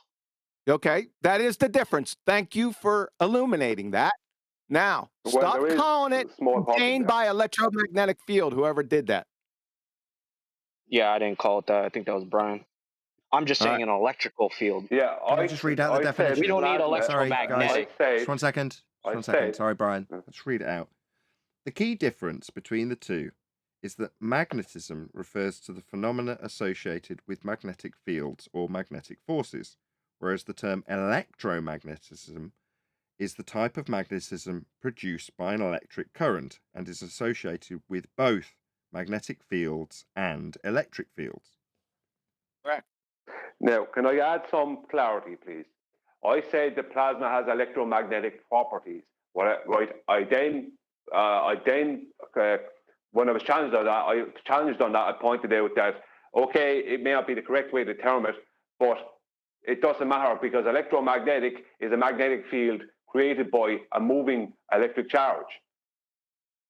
And there is Okay, a but moving what does that have electric to do charge. with plasma? Is the plasma magnetic? I'm trying to make the point that it's still a magnetic field that's being created by a moving electric charge, and a magnetic field will contain plasma. If you want to know about the sun and whether the sun Hold on, can be Brian. a plasma, Hold on, Brian. Hold on. Don't tell him what he wants to know about. Go ahead if you want to. No, You can manipulate plasma with a magnet, yes, because I'm not getting the chance to they speak do about coincide with finish each what I'm other. saying at any point here concerning this topic. I'm sorry, dude, in Discord. Go on, Brian's you got a go bit more ahead. to add. Tell me all about. Go ahead. What's going on with Brian's? Did someone mute Brian in G+? You better not have. I said that you can manipulate the plasma with a I'm magnet. waiting for Brian. Brian's got right? more to add. Just 1 second. Brian's getting annoyed because he had more to add. Even though I gave Okay, I'm sorry. I gave you the mic, but inappropriately. My bad, Brian. Go ahead. Yeah, the point I was trying to make ages ago is actually very along the lines of what Adam was stating, is that for the sun to be a plasma, then the sun itself needs to have its own toroidal field within it at its center. And we don't even know what gas it is that's supposed to be a plasma out there, because there's no hydrogen and helium. I can disprove that. Okay. I had an objection that I couldn't get in. May I get it in now? Go ahead. For the Master B, posted 2 pictures. I'm checking lightning. There are conditions that lightning only happens cloud to cloud in the sky. Then there are times that lightning comes from the ground. What is this guy saying? Always Yeah, there's sheet lightning and different types of lightning. You posted Correct. in, You were correct. I was going to stop him with that, but it I'm was sorry, too chaotic. Warwick. You're Sorry, correct. sorry, What'd you Warwick. say? Street lightning? No, you're more talking about sprites and stuff, aren't you? Going up. They're leaders. No, I'm not leaders talking and about sprites and sprites. stuff, No, yeah. no. Leaders, No, they come up from the sprites is- ground. Let me sprites just is a clarify what different he's talking form. about. Sorry. So you're talking about the phenomena where there's a massive charge above you that needs to dissipate. And prior to it doing so, the ground itself will offer up from the ground up towards the clouds a lightning bolt. That's the only way it can be described. That then meets the electricity coming down from the clouds as it discharges. So you have this effect of essentially lightning going up from the ground. However, Adam, when he addressed this earlier, said, if you're going to claim that within the containment you've got this electricity doing that, then you need a constant supply of these leaders, as I'm going to describe them, feeding that electric field to have the effect of the plasma generation, that this electricity that's coming from the lightning when it develops the plasma, when it hits the ground, and a byproduct is this short-lived plasma. We'd have to have that process going on all the bloody time. We'd notice, you know, and if you're going to then attribute that electricity to the magnetic field, then that's where QE's point comes in. These two things are very different. So you can't just say, well, that magnetic field... Watch where this is going to go. Nathan, watch where this... I was doing this for a point. Watch where this goes. You know where it's going to go? Well, then we'll see Cuddles or Khan. Go ahead. Or Chaos, sorry. Yeah, go ahead. I'll take it. Can I say so something? where's the electric... Where's Mother Nature's electric field to be fair, I've just introduced Chaos twice and then said no. And someone else in G+. And Go Arwin ahead, interrupted. Arwin. I didn't hear your question. Because I'll Arwin's keep it got really something... short, I promise. Go ahead. Right? There's another big difference with lightning and this idea of that the sun might be plasma. Lightning is a discharge, right? It's the connection, the jumping of the electricity and dissipating that actually enables it to cause that massive amount of light. Well, the sun obviously is not in the same situation. It's not a discharge. That makes no sense. A constant discharge. So how... Isn't constantly discharging energy? It's so far away from lightning. I don't even see a correlation, really. He just gave you one. Well, in between. it doesn't have to do anything really with lightning. I was just saying that the ground is the electric. It's that nature has its own electrification in order to have this plasma in the sky. That's what I was. So do you? Do you have any actual analogies then? Since that wasn't analogous, like right? Because like what lightning? Yes. Arwin said. Okay, so he's answering I think you. is relevant. Eli, he's Also, answering you. He's saying lightning. My analogy was lightning because lightning comes from the ground. Okay, yeah, we got goes that. up. Okay, guys, stop. No, Everyone it stop. doesn't. Not all the time it doesn't. Stop. No. Please stop. There are specific... Stop. There That are means stop. That means other shut up. instances That where- means shut up. Okay. Sorry. No, we've got to the point where you've said, okay, lightning, we got that. Now we're circle jerking. Adam's addressed this. No, do we have a constant stream of lightning ionizing gas, creating plasma, for it to then be self-contained in the magnetic, not electric, field that Earth is producing? That's where we're at. Neil, was it raining by you today? Right? Was there lightning striking? See, it rains everywhere. It's not enough to constantly time. be producing the sun. That's Adam's point going unaddressed for the third time. I'm just saying that there's a discharge everywhere. Is there? Lightning strikes everywhere randomly all the time. So there's always a discharge from the electrical field of this plane to the sky, correct? To ground, not to the sun.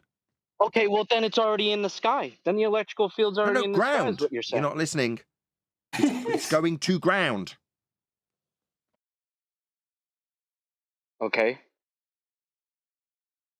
Not just to the because sun. we don't see a lightning bolt go I think to the this sky lad is getting a doesn't mean hard that time there's... unnecessarily. He's trying to make a point. He just said something, and he doesn't have all the answers for everybody. He's just making a point. No, I don't. If the sun is we can't say the sun is not a plasma, and it doesn't. It would have to have its own toroidal field at its center to hold it in place. But we don't even know what gas it could be. It could be a gas we're not even aware of. I don't know what the sun is. He doesn't know what the sun is. Well, he's just stating that it isn't totally impossible for the sun to be a plasma. That's all he's stating. Then where would... He can't give you the answers to the universe. Okay, so do we have lights that are like, I guess, made of plasma that does what the sun seems to do, like when there are rainbows or when there's no. And when we get to that stage with ether believers, we're told that the world's magical and we shouldn't believe stuff that's beyond our capabilities of understanding. That's what we get. Nathan, I brought up an objection, and the guy never conceded. Every citation, every reference I'm going to now about lightning disagrees with this guy who said lightning always comes from the ground. Will he concede that that's not a true statement? And it's a discharge. Arwen, that wasn't for you to talk. I posted 2 sites in in the War Room, plus some pictures. And there's different reasons why it appears to come from the ground with a positive, negative charge. And then they show them happening from cloud to cloud, not even coming from the ground. But he said that it always comes from the ground. Will he recant that? No, I didn't say that at always. I said that it comes from the ground. But I do concede that because, yes, there are different types of lightning strikes. Yes. Okay, but you said trees and wood have their own electrical field. Yes. They, What if you can what actually causes test, that? What causes the Earth's electrical field, sir? that's a phenomenon that I can't explain. I'm sorry. That's where I it was don't have all going, the answers. Nathan. That's Kiwi, where it can was I ask going, you a Nathan. question? You know where this is going, though, right? No, Kiwi, yeah. can I ask Honestly, you a I just question? want to If say this guy would that ever He won't moderate- shut up now. Well, Even though hang he has on. no fucking clue, he won't shut up. Kiwi, I'd like I'm to ask Kiwi a question. If you could just hold on 1 second. I want to ask you a question. Kiwi, the telephone poles that are made that carry electricity, are they made out of wood? Around here they are. Okay, thank you. Over here too. Now, see this guy. I was away from the sun. I'm sorry that you guys were talking about the sun. I had another side point because he said Mother Nature's electrical field. Does the Earth have a electromagnetic field or a magnetic field? A magnetic field. We call it a magnetic field, yeah. Magnetic field, we call it. It's not an electromagnetic field, is it? I didn't say electromagnetic. So No, but where the does magnetic this field will electric create field? electric charge. I'm trying to find where Mother Nature, if I catch her, I'll ask her. Mother Nature's electrical field is coming from. I'm not answering that because I know what you want to hear. The magnetic field magnetic field creates electric charge. So a magnetic field will create from the electric charge. Electromagnetic. How does it do that, Brian? How does it do that? How does a magnetic field? I don't know all the internals process. I'm just saying a magnetic field will create electric charge, and a moving electric charge will create a magnetic field. It came from the North Pole. That's the ground charge connection to the Earth, and everything from it makes 2 poles that make electromagnetic fields. Yes. Hey, not electromagnetic fields. No. Yeah, that is a polar that makes these fields. I cannot see I'm wrong there. Yep. You can't see how you're wrong. So what maintains the Earth's electromagnetic? It's fucking stupid to say it. What maintains the Earth's electromagnetic field? Doesn't have one. It doesn't have an electromagnetic field. No. The magnetic field is the source of electricity. At least one of them. What? I'm not seeing what you are going with this. The magnetic field. Can you elaborate? Just talk out. Tell us what you're thinking. Oh God. Let's try a third go, Brian. Yeah. A magnetic field will create an electric charge. So our magnetic field is constantly creating electric charge. So that is one of the sources of our electricity. I don't know if it's the only one. You also have standing magnetic fields. Static magnetic fields, sir. Yeah, but you're asking about electric. Where is the electric? You said electric field because that's what someone else said. But where does electricity come from? One of the sources is the magnetic field, because magnetic field will create an electric charge. All right. So magnetic field creates a standing magnetic field creates electricity. What is a standing? What is your explanation for what? My explanation? I don't have an explanation for you. Standing. Look it up. Static. Magnetic field. What is standing? What? Just for the people, so people know. For the people. Why not? What? Are you Be a talking? people Are you person, talking about John. standing connection from the Earth to the sky, We or the something people else? don't care. Or maybe you don't know what you're talking about. I am not sure. Oh, maybe I don't know what I'm talking about. So you don't know what a static magnetic field or a standing magnetic field is? I'm asking you for explanation for it. For an the people explanation. around. My explanation is the Earth doesn't have electromagnetic field; it has a magnetic field. Okay. Right. Which so what Brian maintains explained that? What maintains Earth's magnetic field? Is that your question? Yes. Magnets. I honestly don't even know. No, Do you know? What maintains the electric? Remember, you brought up the electric field, Mother Nature's electric field. What maintains that electric field? There isn't Well, one. Brian, in Brian's description, he said it was the magnetic No, not field. Brian. You. What maintains the Mother Nature's electric field, please? Well, I'll just have to go with what Brian said, the magnetic field. Oh, you got with Brian. Well, he explained it pretty well. You got citation for that? Okay, sorry. I need citation for that, please. Okay, Brian's the citation. Can you show me Earth's electric field, please? I can give an explanation for it if you. Not an you explanation. Can you show it me? Want. Yeah, it's about the sun and the earth and what is in the middle. The other and the guy, middle is not you, Johnny. And why does he keep doing that? About the. I don't know. If you don't want to listen, just doing me, I'm a fucking stupid. I am not.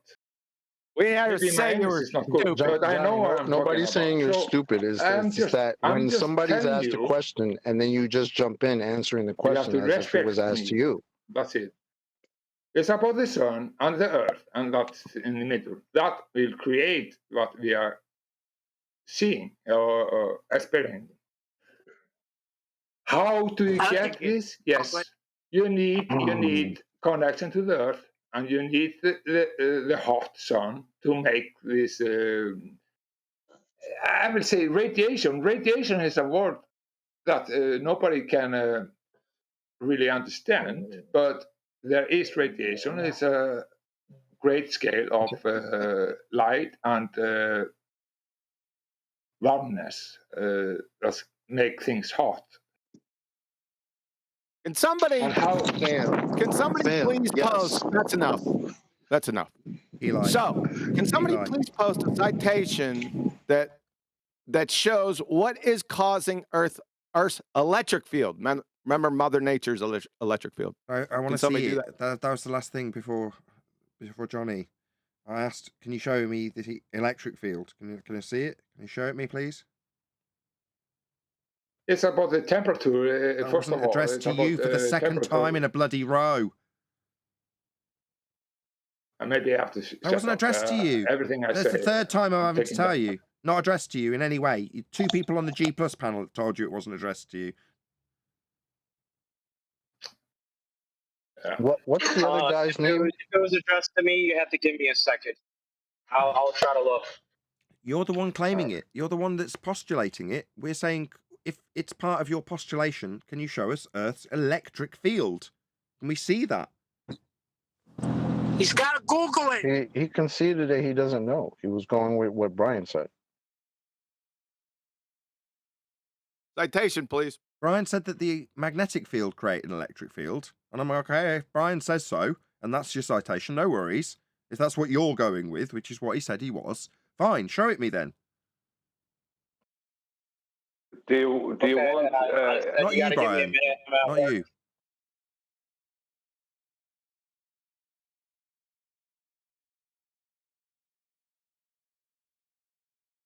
I got to go get some breakfast here pretty quickly. So. Yeah, I think so. I think so. You're very, The whole very conversation is shocking. hungry. You're very hungry. Very rumpusy today.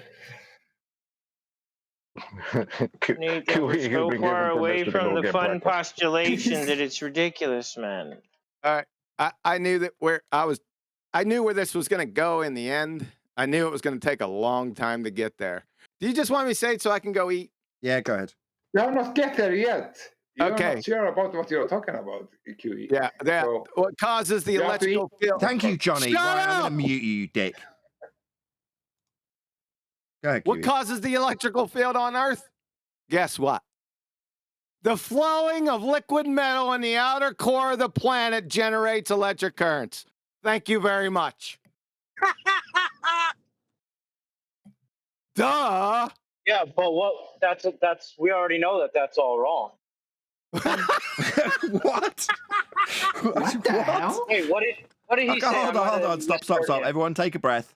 Hold on. If you know all that's wrong, where are you getting your magnetic or The electric or rotation anything of from? the Earth on its axis causes electric currents to form the magnetic field. Thank you very much. I'm going to go get some breakfast. That means there is none, you morons. Okay, then how do we have? I didn't say True there was no magnetic magnetic field. I didn't say there was no magnetic field. I said there okay. was no electromagnetic field. By the No, did you you're hear asking- what I said? Yeah, but you said it wrong. You're asking for an I said electromagnetic what field. wrong? You said electromagnetic field. You want an electric field. There's a difference, correct? We already I stated told that. the fucking difference. Yes, and you just said it again wrong. You said that I Earth just has no said it again electromagnetic wrong. field. QE is trying to deprive you of breakfast. He's tricking you. Just go and eat, man. Yeah.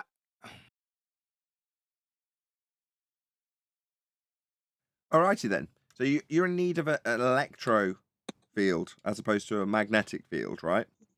But there isn't one. That's what I'm saying. Now I need to know.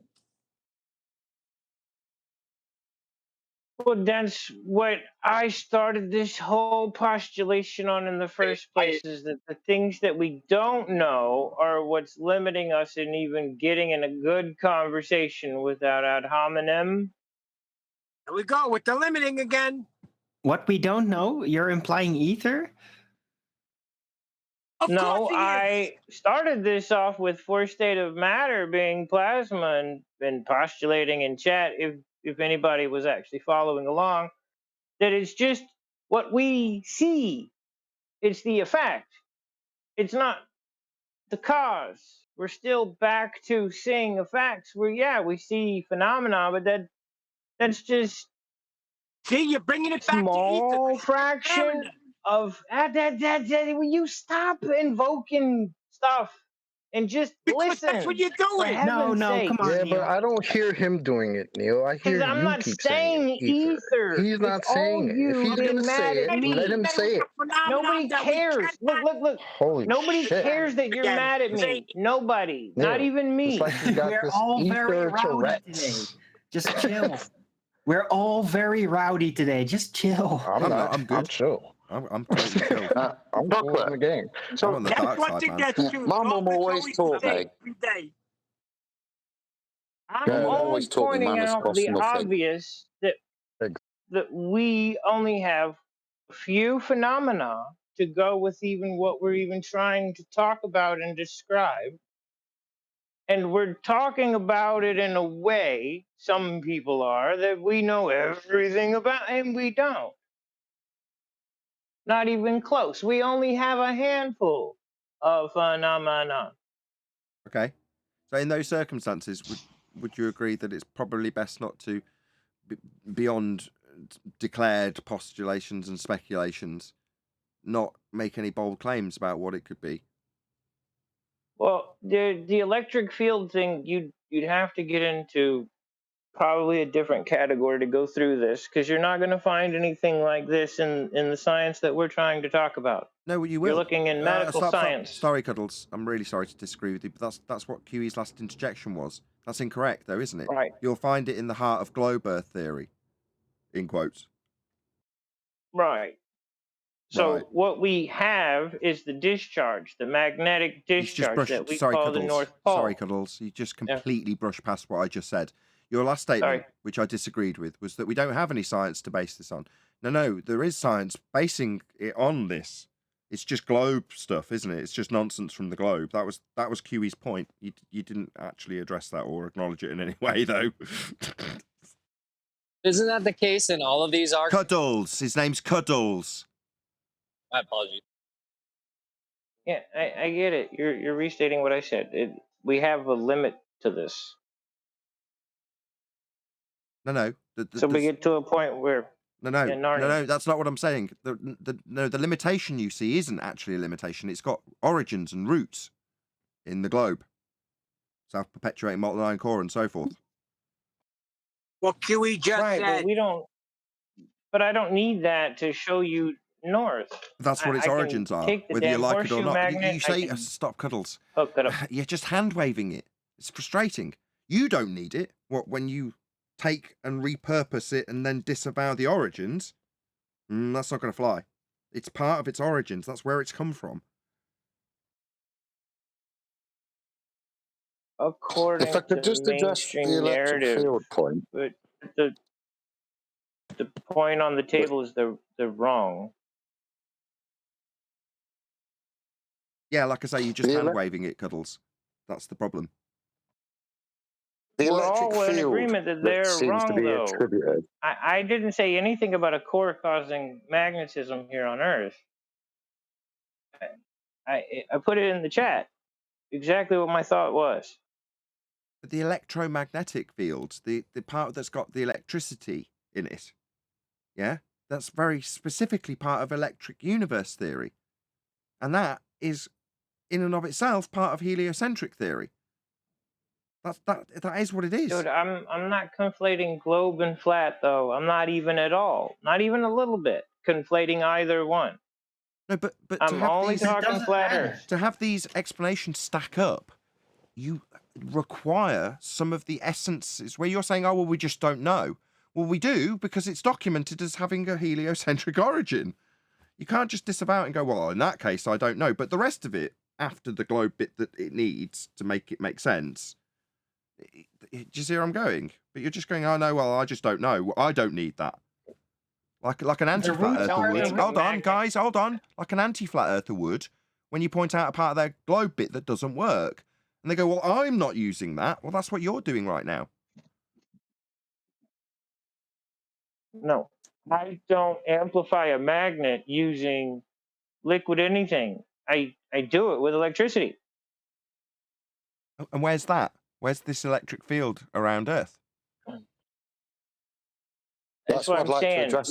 They just got to a point where magnetism is the cause of electricity, but electricity is what amplifies the discharge of the magnetic field. The Earth's magnetic field, whether it's ball or flat, I think would be accepted as a toroidal three-dimensional field. When in the explanations, be it from flat or ball again, the electric field is just a vertical field. It's not a three-dimensional field. They're not encompassing of each other. They're two different fields, one three-dimensional and one a vertical. And that's why I said we would have to switch categories to even get into this.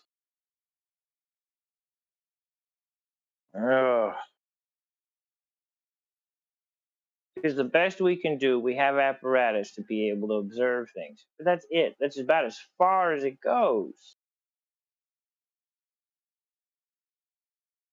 But it's in a different category. Yeah, and they're not commensurate with each other in any way. And different causes, different directions, and different and they don't overlay. And as far as I'm aware, no one's showing how they function together.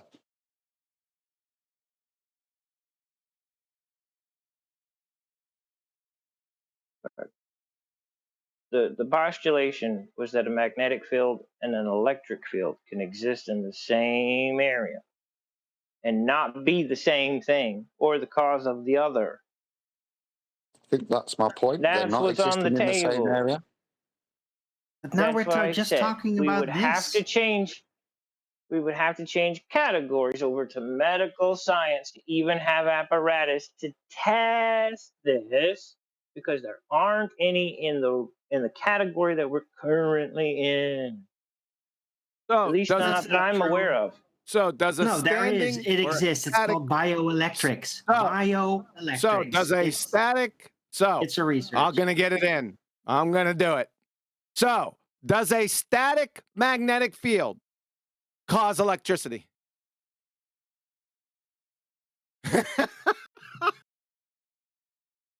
Well, it doesn't. Yes, it does. I would say it does. Yeah. The magnetic field always causes. Yeah, I'll tell you. Really? Yeah, I've done it. I've got a magnet at home, okay, and I can generate a very small voltage through the using the magnetic field to and this is postulation, but I've got a coil on top of it, insulated from the magnet, so it's not touching it, and between the two potentials, I can generate a voltage just from that field. It's minute and it's got virtually 0 ampage, but you can detect the movement of electrons with a voltmeter. So does that create? Does the static magnetic field create the electromagnetic field? Oh no, I was just answering that question.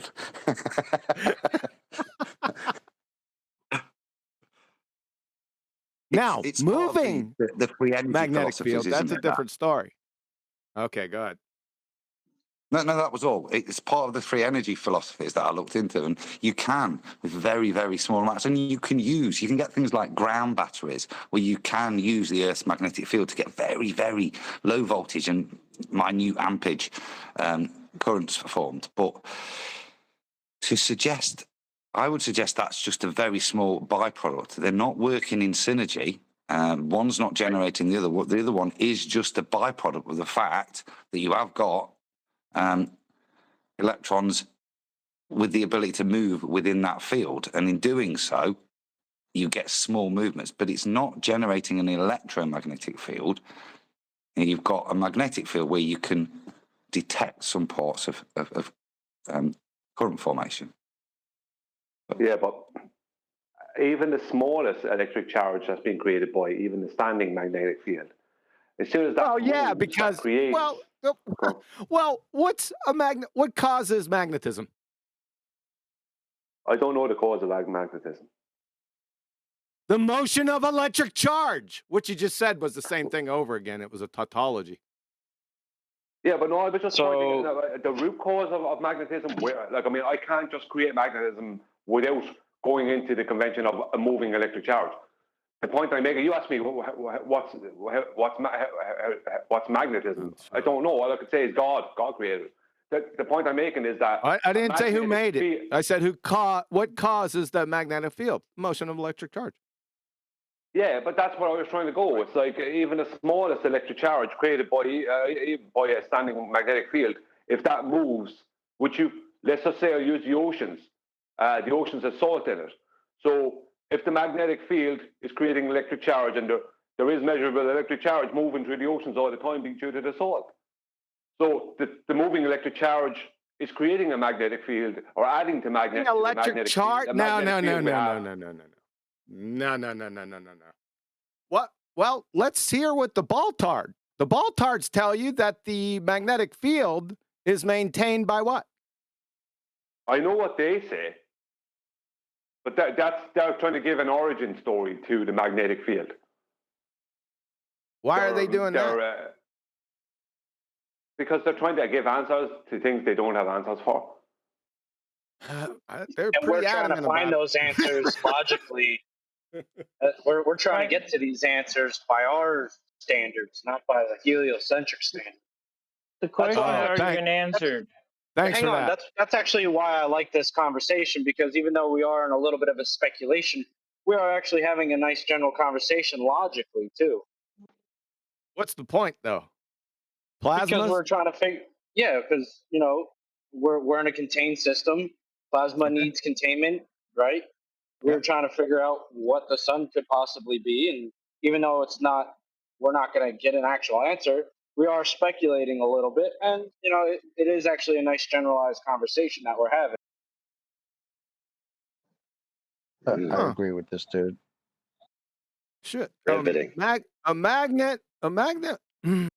I just jumped onto this just willy-nilly. A magnet will not generate electricity when in proximity to a coil made of electricity conducting material. The magnet must be in continuous motion i.e., there must be a perpetual change in the magnetic field next to the conducting coil for electricity to be generated within it. And that was my point with the salt in the water, in the seawater, is that any electric charge created by a magnetic field in the north will move due to the seawater, due to the salt, creating more magnetic fields.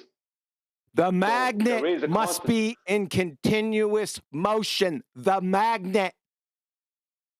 Yeah, but I don't know what the north is. I don't know what the North Pole is. I don't know what that is. Time for breakfast. Time for breakfast. Okay. So the necessary conclusion we must draw from that is that there's a giant magnet rotating under the Earth. Holy moly. That's it. You got it. That checks out. So how is it when the How do we know there Maru isn't? is a carousel? I just told you. Prove me wrong, sucker. I'm stating that there is. I don't know, but I'll tell you what. This is directly you're gonna connected to the drive assertion the of a- electric universe, folks, over the edge with this little FED. I'll tell you that much. Well, it's heliocentric connections I tried to disseminate earlier. That is to say that it is directly connected to the assertion that we have a self-perpetuating molten iron core at the centre of a presupposed spherical Earth, because that's the origins of this claim. That's slightly different. That's to maintain the magnetic field. In doing so, though, it would generate an electric field if it was constantly rotating. I think that's QE's point. We don't have this motion of the magnet to. You're still going to have your magnetic field, but without the motion of the magnet, it's not going to generate the electric potential. That's the thing. It's It already would with getting the oceans. electricity, hence the discharge in the first place. And it's getting more, hence the fact that the discharge is amplified for a compass to work. Yeah, but it would with the oceans, Adam. Because the QE smallest said it electric himself. charge created. It requires electricity, but it's a specific type of metal pumped in a specific type of way. I can't take any rock, I can't take any substance and electrify it and make it start attracting to crap. Now, Adam, that was my point with the oceans, is that even the smallest electric charge created by a standing electric field will still move. It will still move if that electric field or if that magnetic field is in any connection to the salt water. Then that small electric charge will move and create another magnetic field, creating more electric charge, which moves and creates another magnetic field. It's a cycle. It seems to be just a cycle. Now, I don't know if that's 100% correct, if that is exactly how it works, but that would happen with the salt. And they do claim that, I think I remember reading that is like, they don't deny that, let's just say. You would have to have all the water moving in one direction, But it is. wouldn't you? No, Well, it's no, not. the water is one direction. What do you mean by one direction? If you've got the water moving in all different directions, then you're going to get a dilution of the field, yeah, aren't you? Because you're getting different fields in different directions, making it unmagnetic, i.e. loss of any direct polarity, because you've got one going one way, one going the other. You've got moving Right, water. but the So if you're going to but try the and sides generate that your you're talking motion, about could be if your magnet's creating an static and you're insulator going to for the try and main generate, charge. if your magnet's Hang on, static Adam's trying to and you're trying to generate the motion through the movement of the medium in which you're applying the field, then that medium needs to be consistent in one direction to maintain the electric field, doesn't it? But there is consistent currents within the oceans, is there not? Consistent currents. No, they're not going in one direction, are they? Not all of them in the So same direction. in but of there is consistent itself, currents. yeah, you may get a small electropotential in certain areas, but they're not going to unify. To quote, yeah, what you're going to end up with is incoherency. So you may get bits of magnetic fields, but they're all going to point in different directions. So they're not going to summate to any significant field. They'll cancel each other out. Incoherency. Yeah, but it's a constant creation of an electric field. is the point I'm making. It's a constant creation of an electric field due to the magnetic field. Even a standing electric magnetic field will have a small electric charge. The field is small and localized and incoherent with other small electric fields next to it. Yeah, but if that electric charge moves, it will create a magnetic field, which creates more electric charge. Which would All be right, cancelled we're out. talking back to over unity now, where the direction. magnet is self-perpetuating, which doesn't make any sense. We're back to a complete non sequitur. I'm so fucking frustrated because of all this nonsense. Huey said it himself. We don't need the word need hang on. electricity. What have you actually added? Hang on. What have you actually added here to any of this? Since you're so frustrated, what have you actually added? You tell me then what you know. Dude, I got us to magnetic this field. point where we're talking about an electric field and a magnetic field. That was my whole point with the sun in the first fucking place in plasma. It just got rumpus to death by everyone, including QE and Nathan. They ain't shit. I wanted to talk about the crystals. What you want? Ain't shit. You friggin' clown. I didn't rumpus you, you dumbass. Yeah, no one rumpused you. You didn't actually add anything. You're saying you're frustrated, but you didn't actually add anything to the conversation that I can remember. Correct me if I'm wrong. And I know where you're going. No idea what you speak of. Cuddles, if you want to be mad, you can be mad at me because I held most of that conversation with them. Yeah. So I'm sorry. Yeah, he's I just apologize. Nancy. He's trying to give a fucking retort back on the conversation to make out like somebody has some impropriety when he doesn't know his ass from a pipe wrench. Well, in this topic, nobody does. In what topic? In the topic of electricity, magnetism, and the sun. Electricity and magnetism, yeah. It coinciding with the sun, yes. That was the whole point of this conversation. Well, I wasn't on. I didn't have anything to do with the sun. So. There's a guy called Ken Wheeler. Does a very good job of describing how this stuff all works. Yeah. He's the problem, and Q. Yeah, but I thought I heard. And nobody listened. Yeah. Yeah.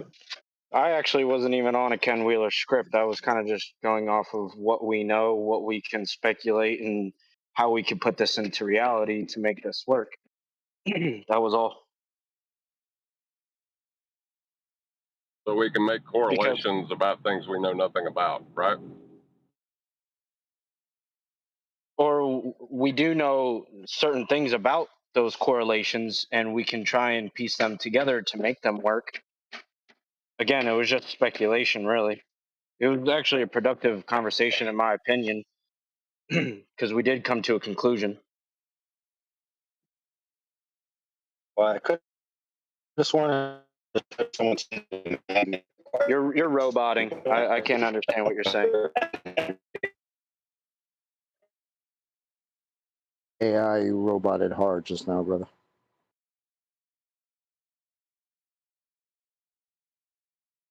So what was the conclusion we came to? You said you were happy we came to a conclusion. That's what I was waiting for. That we don't fucking know, and that magnetism and the Earth doesn't have an electrical charge. Hang on a second. Earth doesn't have enough. Hold on. We didn't come to that conclusion. We didn't come to that conclusion. Okay, what was the conclusion? That's what we're asking we you. Didn't know. Well, I came to my own conclusion then. What's your conclusion? That the sun is in plasma. Oh, the sun is okay. Yeah, but you don't know that. Well, we do. That's what I was going to confront you with earlier, Brian. You said that earlier in a kind of we don't know what we don't know way. But we kind of can discount things. You can come to a conclusion in that regard. Unless you appeal to, I don't know if it's an appeal to silence or what the fallacy would be, but say, well, in the future we might find out that plasma can behave in this certain special way that would make the sun facilitate its I don't know how I'm describing it now way. that kind of appeal to, well, the world might turn out to be more mysterious than we already know. Yeah, that might be the case. Yeah, okay, anything's possible. Yeah. But meanwhile, we can discount the notions that we described in this discussion about it being plasma, can't we? Well, yeah, the sun would have to have its own internal toroidal field that is somehow maintained. Right. It would have to have for it to be plasma. There you Now, go. if it doesn't have that, then plasma, as we understand it, as we understand plasma, sun couldn't be plasma. Can I ask a question?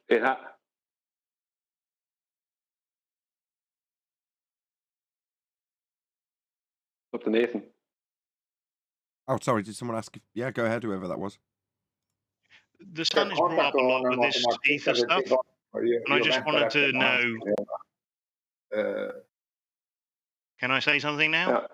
Yeah, go ahead. I unmuted Johnny thinking he'd been locally muted and he didn't. Go ahead. Thank you.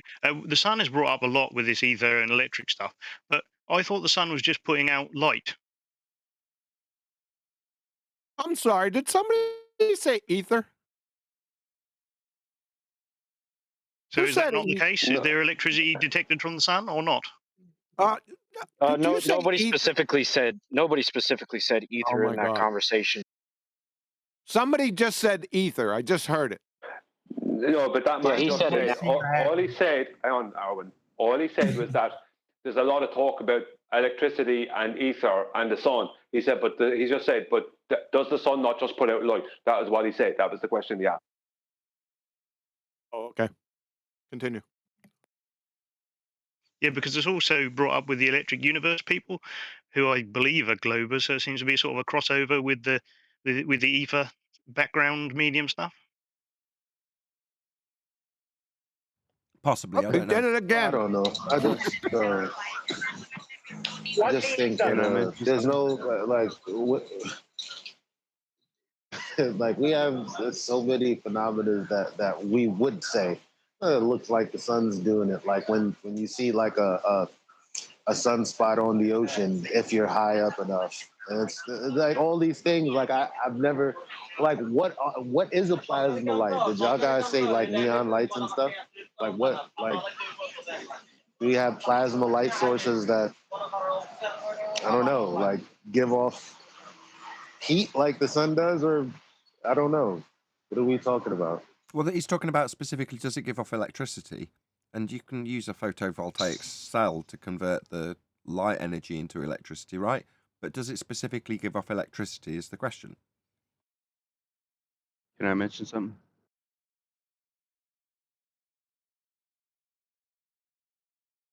Go for it. Looks like you're not going to get an answer, Paul. Go ahead. Someone mentioned the sun. Someone mentioned the sun might not be plasma. We don't know how they made it, so maybe they overcome this. But plasma wants to rise up just continuously. So maybe, like if you put like a grape in a microwave and put a jar over top of it, like plasma just goes straight up. If you don't give it something to physically contain it, it's just going to keep going up, going up, going up. So maybe that would support that the sun is not made out of plasma. No, that's incorrect when it comes to a toroidal field. Because the toroidal field at the base of the tokamak hydrogen fusion reactors is at the bottom. And all the hydrogen is above it until it's heated to the right temperature where it becomes plasma, and then it's attracted down. So a toroidal field will keep the plasma in place wherever. So the sun would have to have its own toroidal field that's somehow continually generated for the sun And to be very plasma. detectable, right? Very detectable. Can we detect How the would toroidal field? yeah? How would you detect a toroidal field? Look, if there's some kind of field, I immediately think of magnetism. I'm that basic because it turned out to be always like that. So if the sun is actually an object, which is what this entire discussion is really about, and you know my position in that, I'm not going there, then, well, let's detect it, right? Something that would be an object that is that kind of energy outputting. Well, we know from engineering experience that has consequences, measurable consequences. So where are they, right? We're invoking like incredible amounts of energy. Look at what the sun effectively does to the earth. It is so much, right? If we assume it's an object, well, that would be very measurable. Where are the measurements? Which we can actually measure. You understand that, right? No, we can measure the light arriving. That's what we can measure. Where are the fields? Right. Where all these side consequences of some massive object with an incredible energy, even at a close distance, it would still be incredible. So where are these measurements of the sun, not of what we measure on Earth? You know, Hey, Birdman, I'm going to tell you what, son. You're barking up the wrong fucking tree. And this is one big ass tree, son.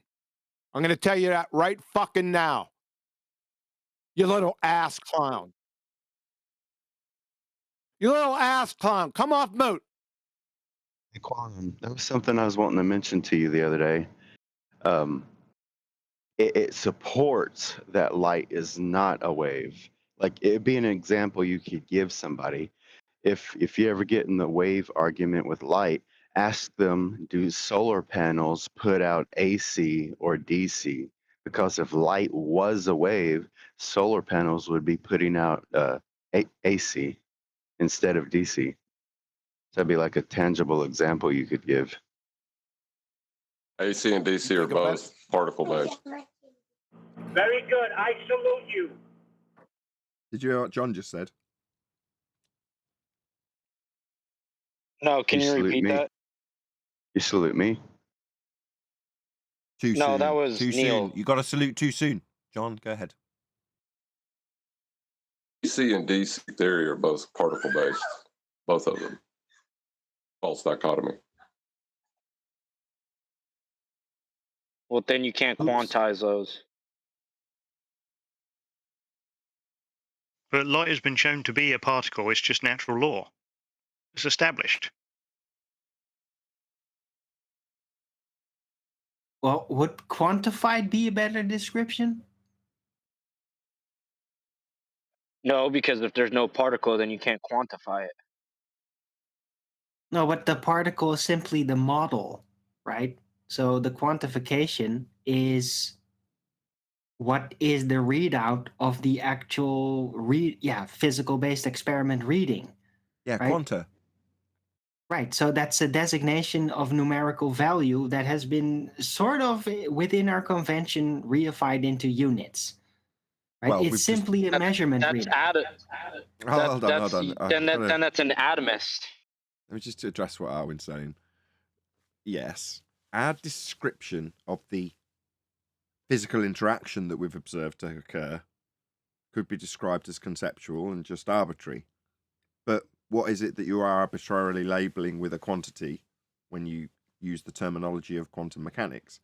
You're describing something that's physically occurred. That's the fact of the matter. Not a wave. Oh, I was not going to a wave or anything. I didn't think you were. Absolutely not. I strapped that on the end for the benefit of the audience. All right.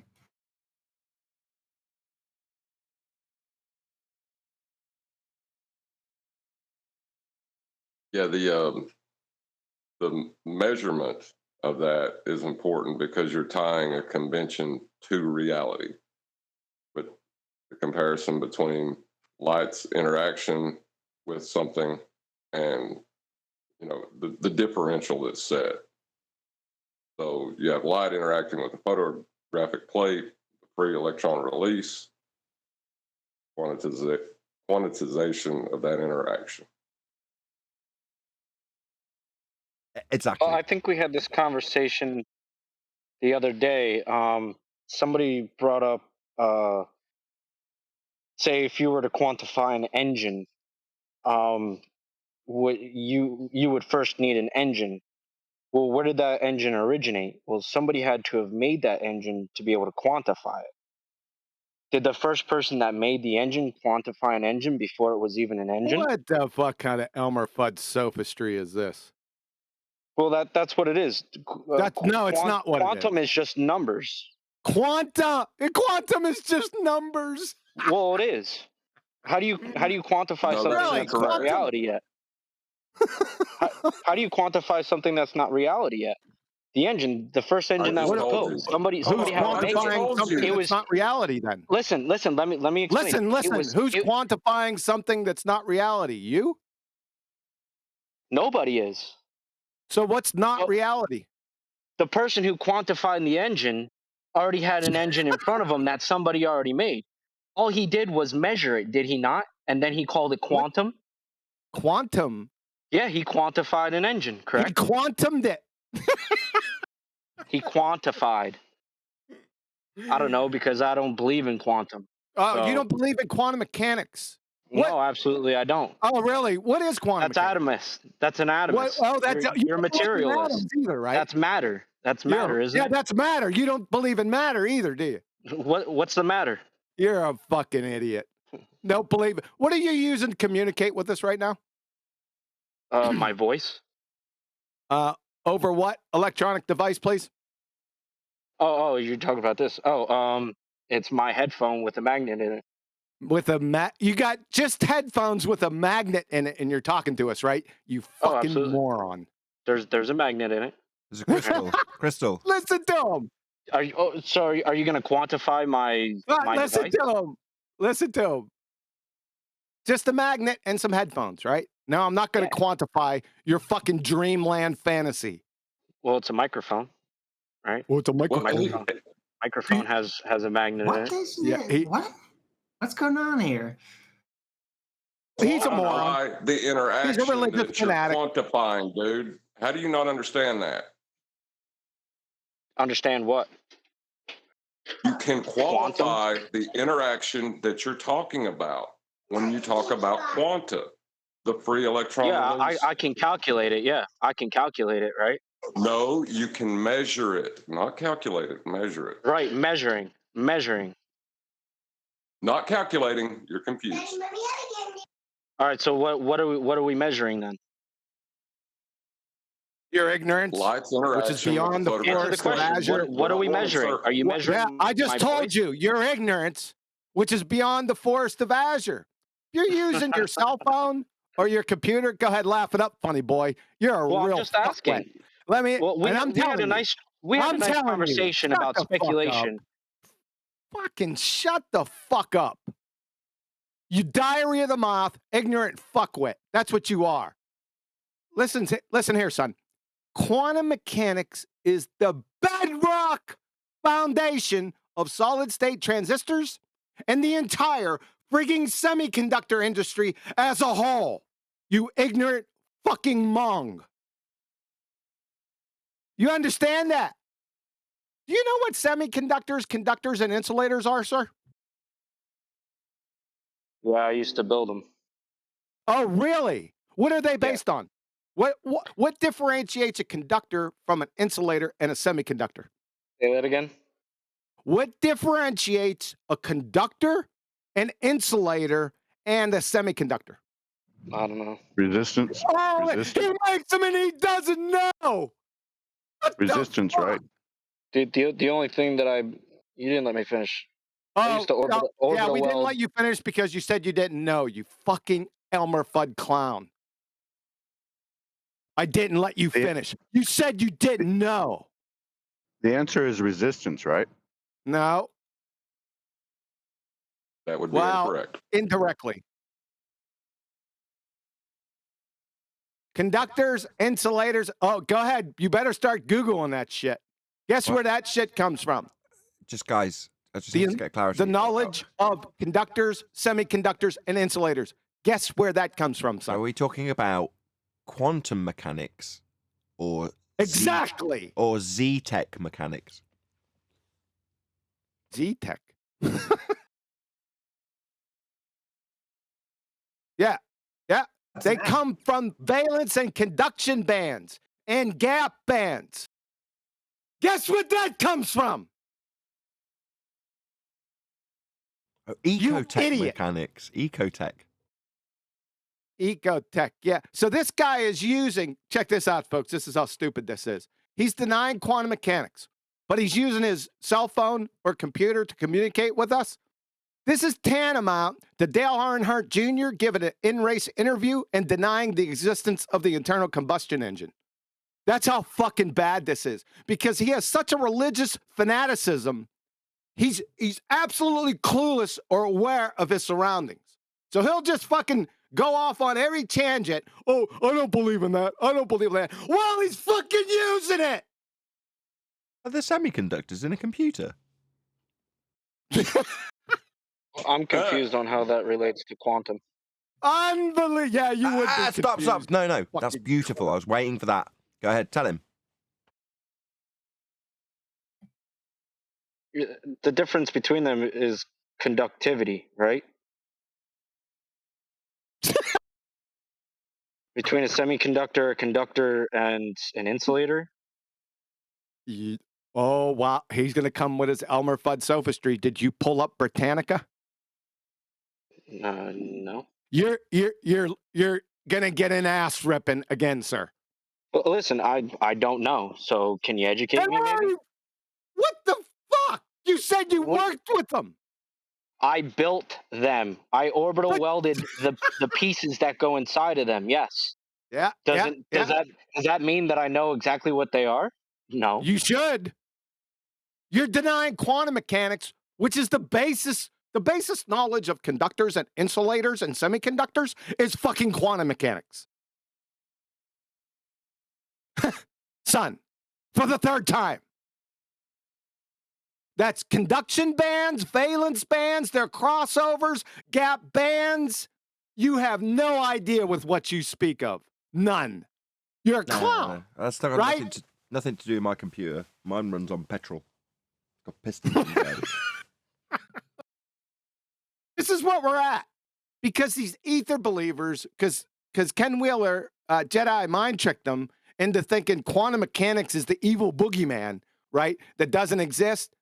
No. But you see where we're going? I thought that quantum mechanics was something from the Big Bang. Because that's where all the atoms came to life, correct? No. Quantum mechanics doesn't have anything. Quantum mechanics doesn't have anything to do with the Big Bang, which is astrophysics. Quantum mechanics is not fucking astrophysics. So what is quantum mechanics? What's quanta? I qualified that earlier. There, Shen. Are you asking me? Yeah. No, I was asking quantum erasing, but there's no way he's too. Oh, are you? Yeah, of course I was. Because I already stated that I didn't fully understand it. So yeah. No, you said you didn't believe in quantum mechanics. No. Yeah, I don't believe in it because I don't understand. He said he didn't understand and he wanted you to educate him. That was what he said, and you didn't. There was a long pause, and I even said that was what I was waiting for him to basically just say, "Can you tell me then?" What quantum mechanics? Yeah, I asked him what is quantum mechanics. Now I know you asked him. He's had the humility. It's been it's the third time. He said, "Can you tell me?" And I'm saying that's a great opportunity for you to disseminate this information in the most concise way you can. If you would like to. If you don't, because you've got a point to make about not telling him, then fine. Also. Well, he said he didn't believe in it. To not believe in something, you would have to know something about it. So I'm not going to fucking tell him.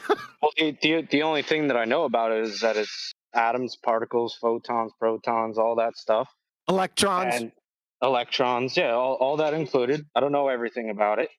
And as far as I'm aware, we're not made up of tiny little marbles. That's we're not made up of atoms. Yeah, as far as I'm aware. What are we made up of? I don't know. That's why. Go to Pete and Pete's. You fucking idiot. I'm made up of flesh and blood, not atoms. Really? What's flesh and blood made of? What's blood? Red blood cells. Proteins. What are red blood cells made of? Proteins. What are proteins made of?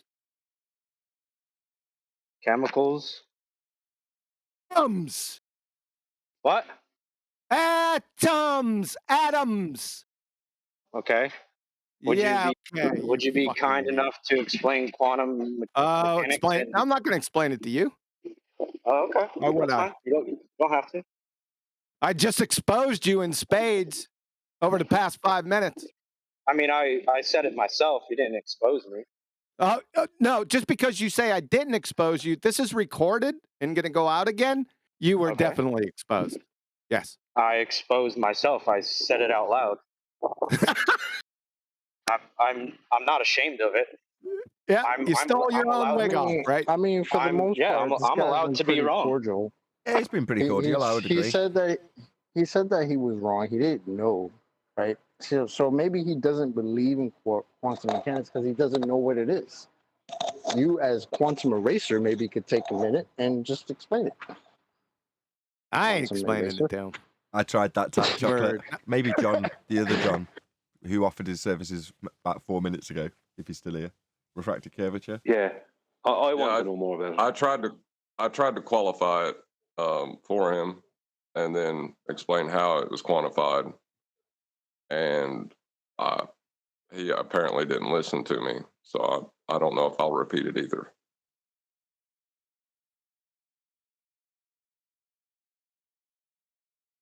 Next week on Batman. Exactly, bloody women.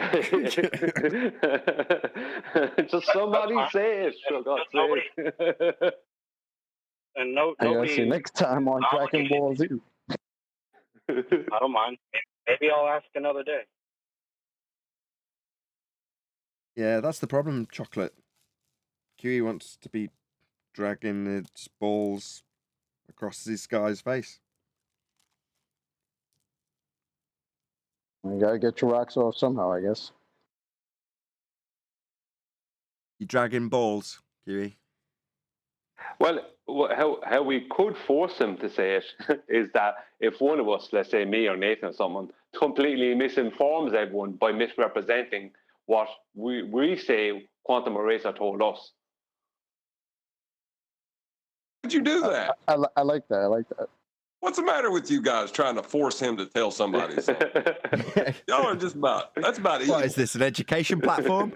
Me concerned about my audience? Frantically Because trying to think of a maybe way of he's- weaseling it out of him?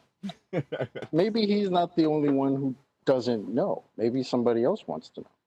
I could try that Well, I tack. mean- I've tried that tack. I don't know what's quantum mechanics, QE. I have no idea. Just can you fill me in?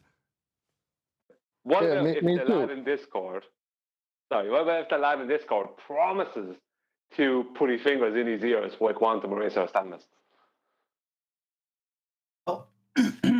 I'd say that quantum mechanics is the data extracted from micro research and pattern analysis to a level that was before that unheard of. I'll go with So that. it's That basically sounds pretty micro concise. analysis. And with that, I'm going to say a huge, massive, enormous thank you. Oh, sorry. I thought he Very was good, going to Alan. add on to it. No, I'm only joking. I thought that would trigger QE. It was a long show. Good one, Nathan. What? Nathan wasn't finishing the show. Oh, he he faked just us did out, that to you try and trigger QE. Got you. All right, I'll try one more time if unless QE wants to do it. I could say no, he doesn't want to do it, even though I know him and He's I not can't going to speak be. for him. Go ahead, John. Refracted curvature. Right. You're qualifying an interaction, right? You're to quantize it. So the light is interacting with the photographic plate. That's what you're qualifying. And then you're quantizing it because of the discrete bits of information that have appeared on that photographic plate. Thank you. Thank you, John. I like the way it's termed as information. Quanta. Discrete bits of information. Chunk, yeah. Yeah, but it's light is the information part, isn't it? Yeah, one discrete chunk of light, if you like. Right, because is it really a unit? or is that reading based on an interaction of a material reaction, right? So material we know is definitely molecules and atoms. So they have been attributed a finite size based on extensive chemistry research. So because of that specific size on a molecular level, well, that would invoke a, how do you say, a energy interaction anchor point, right? Because the energy is interacting with the molecule has a specific size, so it will react based on a specific amount of energy that would trigger the reaction. Yeah, and that's the- then humanity used that reading to conclude that that is what light effectively is. That's the quanta. That is the unit. I thought And that is Einstein, where my problem comes prior in. to the bit describing quanta, isn't that what Einstein did with the is it Einstein with the photoelectric effect? Yeah, I think so. Right. So he's beaten you to it, Arwin. Now, what I'm saying is that I dispute the actual conclusion from the experiment because of the aforementioned reasons. And I have devised a experiment, an actual test that I've talked about a lot with refractive curvature here, using argon lasers, in order to establish whether that unit really is a valid, a valid assumption. You can't take away the validity of the assumption because of the free electron release, but you can decipher whether there is a smaller unit in existence. That's what I interpreted what he said though. He's saying the quantity. It's the issue would be with the word discrete at that point, then, wouldn't it? Because if there's something divisible, then it's not discrete. Yes, it's not a unit. That's what my big suspicion has always been since I Okay. was like 12 or something. Why? Who cares? No offense. Curiosity. Just curiosity about the nature of existence. The question whether or not a quantized chunk is discrete or not. Well, whether the assumption that is publicly attained is really valid, or whether there's more to research.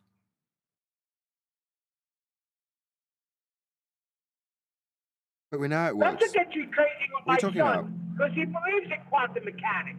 We wouldn't have the computers. Wasn't that QE's example earlier? The proof is in the pudding.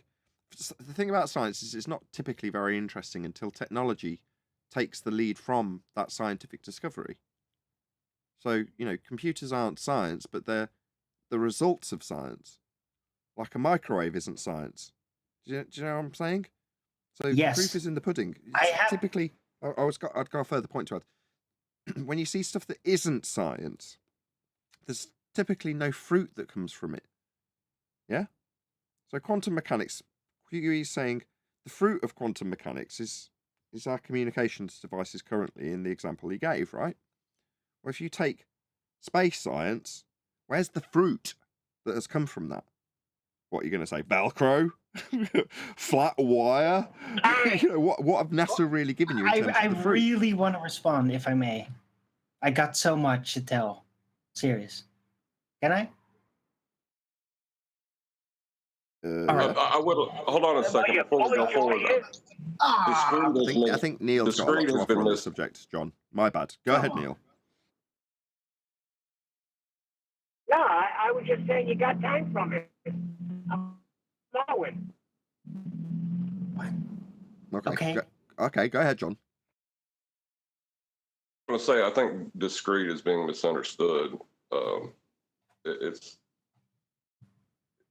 It could be a packet of information and to be discrete.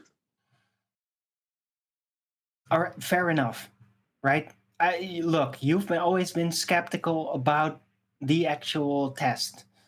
And I am so on board because I just want it to happen. I just want somebody to actually prove me wrong, at least, right?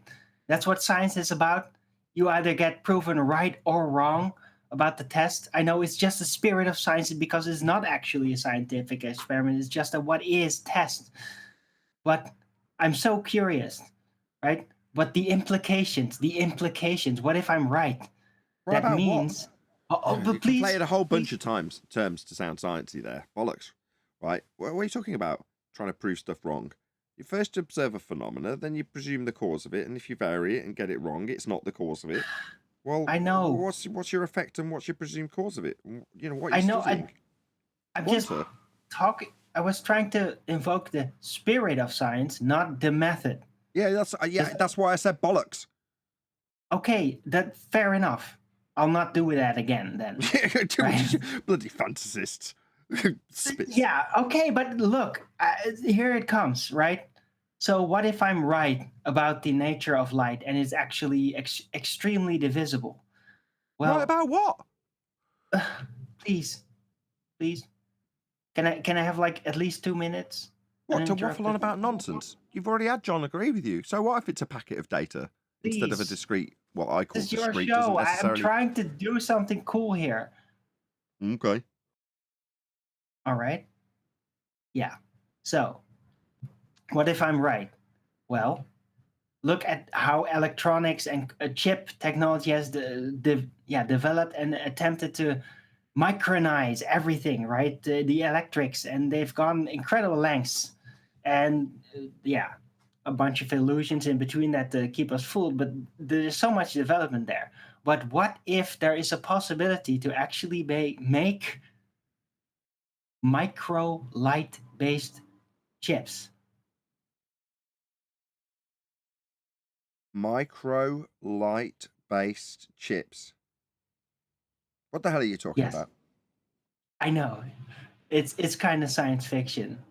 But who knows in the far future? Because if light is infinitely divisible and it could be tamed in somehow, then that micro scale ability could lead to micro technology to a level that is just based on any other format on like electrics it would turn to chaos. It would never yield to that microscopic level.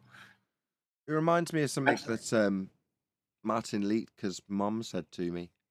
She said, yeah, I know. She said, doesn't he talk a lot of shite? Isn't it? I agree.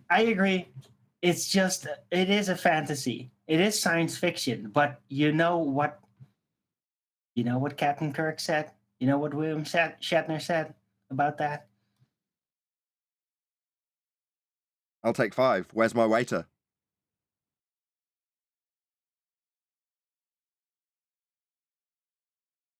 Was that not the quote you were looking for? No, it's about how science fiction is actually real. Well, your nonsense has killed the conversation. Everyone else has shut up. You've left nothing. I'm sorry. Nobody can go anywhere with this, Arwin. Yeah, you can. Did you want permission for the 5 minutes that will kill the conversation completely? Technological miracles can still happen. That's great. Everyone's got plenty to feed off that with, right? We'll see. I put my 2 cents in chat. About this? It's not corrected. Go ahead, Cuddles. Well, I mean, from what I've heard so far, magnetism requires electricity to discharge what we call a magnetic field. That's a consequent antecedent relationship, yeah? Hold on. Magnetism requires electricity. So if I've got a magnet, it must have electricity. With the definition that QE provided, right? Magnetism is the flow of electrons, but it's through something specific, because I can't just pick up a piece of aluminum and charge it and start sticking it to stuff. So it's vague in that part, where I clarified, can't do it with aluminum. Ta-da! All right, so magnetism needs electricity to create the magnetic field. Effect, magnetic field. Antecedent, electricity. And the substance itself, obviously. Okay.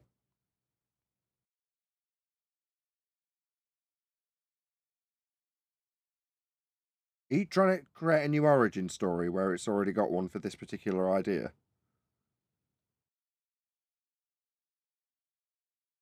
Well, that was the whole point, right? Talking about the sun is getting around to this.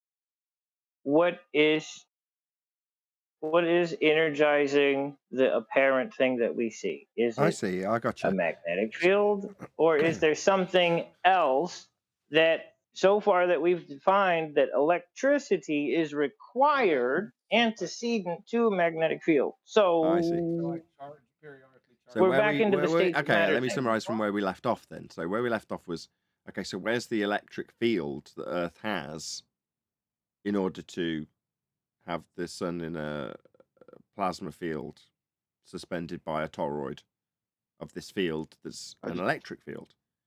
And the answer is, well, there isn't one, but there is a magnetic field, and that magnetic field has the antecedent of electricity, therefore there's the electricity. Is that right? Well, here's the thing, right? They've postulated so far out of the conversation that magnetism creates electricity, right? The discharge of electricity we call magnetism. The effect of the discharge we say creates the charge that was discharged in the first place. So now the effect is the cause of the antecedent. Sounds a lot like Doesn't create it, just going back to manifests. like the gravity thing. Gravity's the cause of itself. I It doesn't make any sense to me. magnets spinning around a coil caused Hold on, Cuddles is electricity. undoing his own argument. Hold on, correct me if I'm wrong, Cuddles. It sounds like you're undoing your own argument, though, in regards to... Go on. I'm not undoing it. I mean, it may sound like it to somebody, but magnetism being the cause of electricity, but it needs electricity in order to exist itself.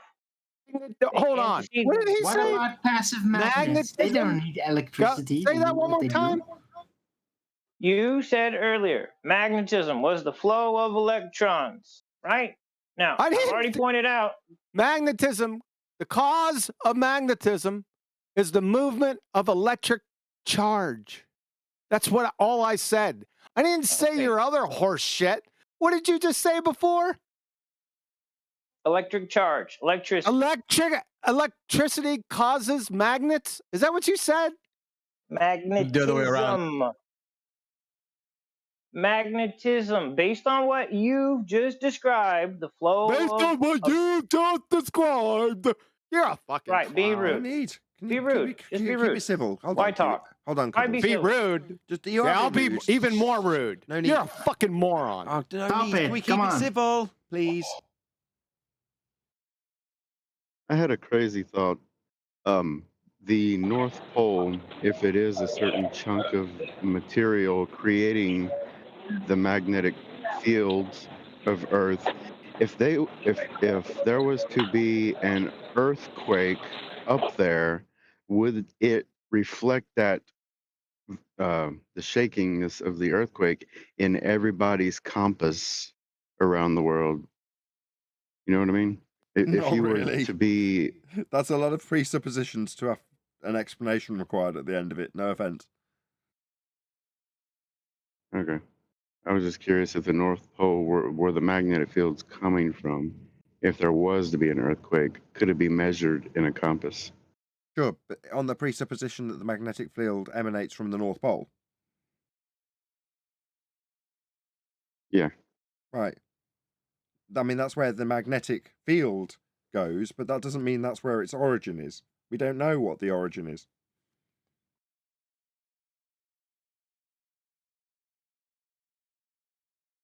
Magnetism and electricity are, from whatever I could read about them, are joined at the hip. They're both basically seen as the same thing. They're just different. They're two different. What's the word I'm looking for? Forms.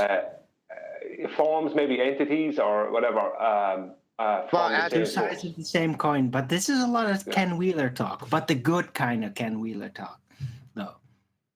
Ken I Wheeler's agree. not the only one that talks this, man. You got Eric Dollard. I mean, you've got a lot of electrical engineers that are understood on this stuff. Really understood on what stuff? on the fact that electricity is comprised of two constituents for its existence. Oh, profound. And what does that prove? Proves you don't know shit about magnetism or electricity. Oh, really? It's I just doubt. That engineering. proves I don't know shit about. That's non sequitur.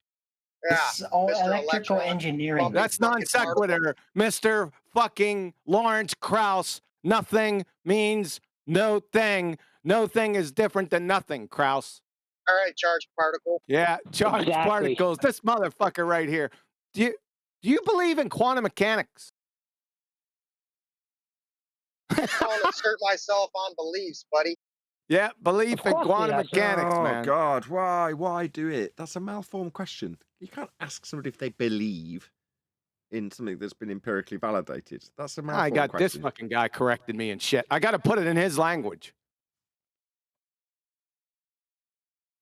No, but that's entrapment. You can't do that. Come on. That's entrapment. It is. I agree with Owen totally. That's why I stopped it. You can't. That's a malformed question. I'm still waiting for the part that I said that was incorrect. Yeah. Yeah. Rewind.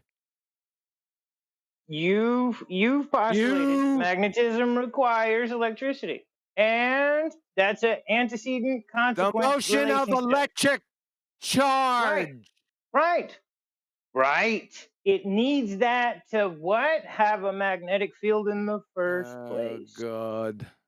Antecedent consequent relationship. Antecedent consequent relationship. Yeah.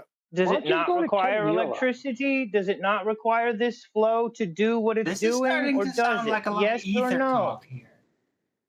And stop invoking stuff that doesn't exist. The core, the ether, whatever. It's Stop the way invoking you're stuff I'm not talking about it. It guys. just reminds me of it. It doesn't matter how I'm talking about it. Keep your feelings out of this, please. There's no feeling. I am. I'm it asking means that colour you commentary. It's not Yeah, you feeling two, based. It's Owen and pattern Neil. recognition based. Owen and Neil. It's just trying to say what I'm going to say. Just keep your colour commentary to yourself.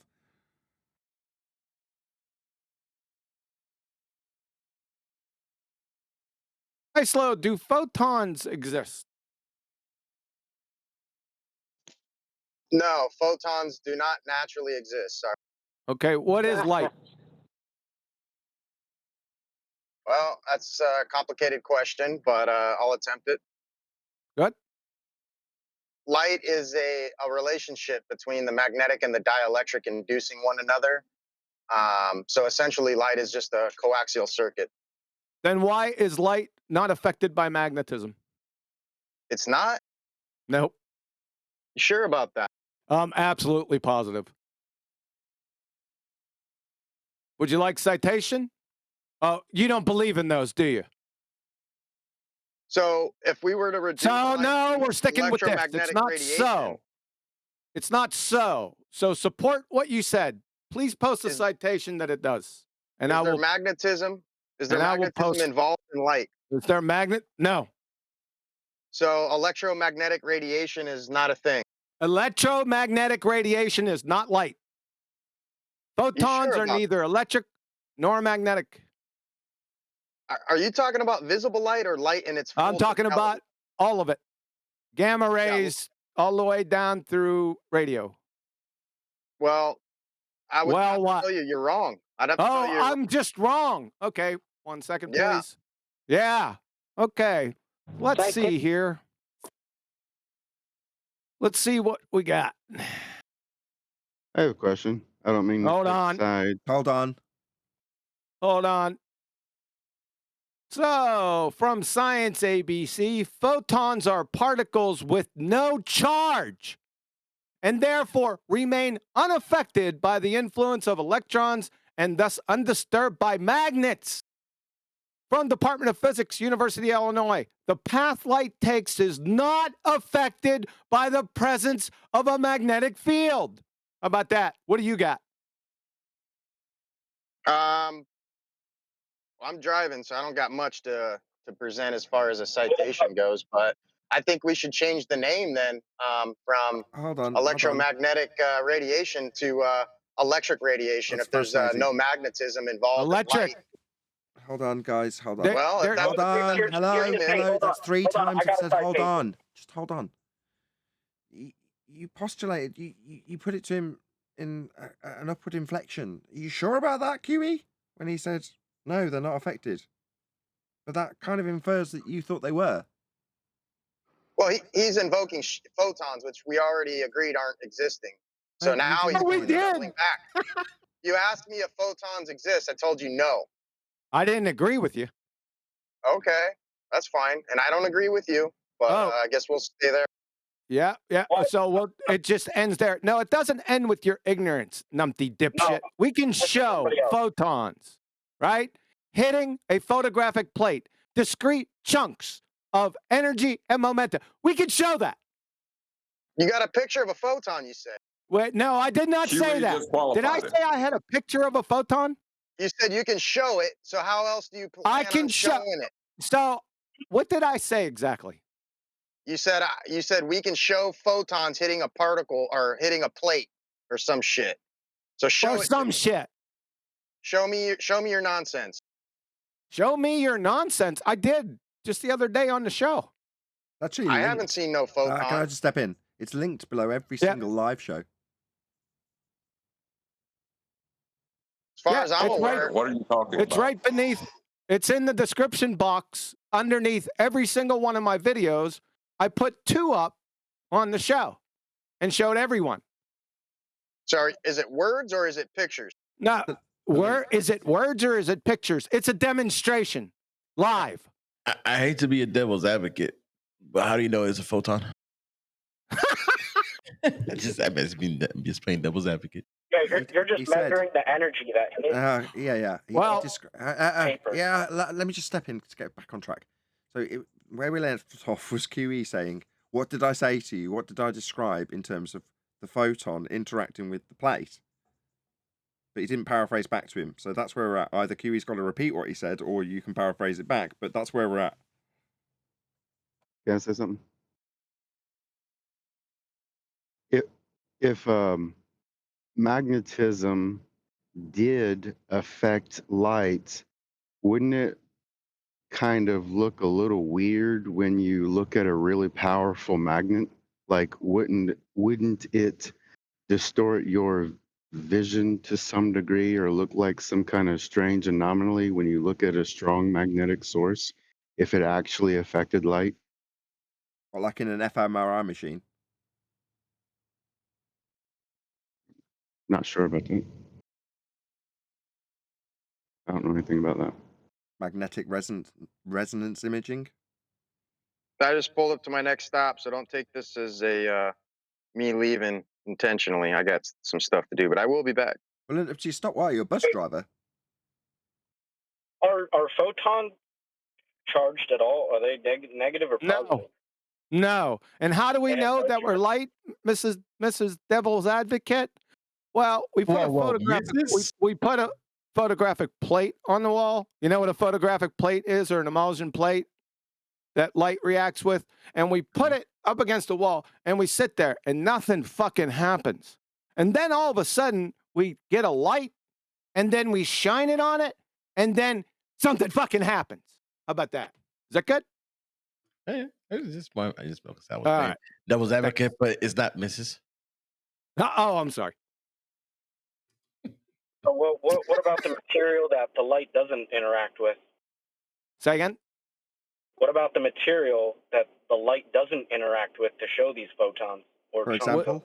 What about the material that the light doesn't interact with? What's that? Yeah, Like what? Any other material? Name one. Is there any other material that we can use to show photons, or is it just photographic paper? What? It leaves an imprint, doesn't it? It shows the interaction Okay, in a but more permanent way. Okay, but shouldn't all material interact with the photon then? No, not all material. No, not all material behaves like a photograph. So shockingly. What the fuck? What? So all your recording the path that this induction took place randomly. What induction? The induction of the energy. The or induction light. of define induction. Why do I have to define induction? Because I don't know said what it. you mean by it. You don't know what induction is? No, you said it. Define it. I'm just asking. I'm just asking. Why is it just this material? Fucking define induction. You don't. Damn. You don't answer questions. Now it's I don't Okay, answer stop. questions. Right, stop, both of you. Stop. The reason he's asking you to define induction is because he knows that this is your little do-si-do route into calling light a wave again. We all know it too. Well, no, it's not. I'm just asking if light interacts with everything, why is it only being recorded on this specific material? So if light interacts with everything, okay, do you agree that light does interact with literally everything? That there's no examples that you can give where light isn't interacting with something that you interact with that has light interacting with it? Because there aren't any examples. Now, in terms of whether or not everything behaves like a photographic plate, no, not everything behaves like a photograph.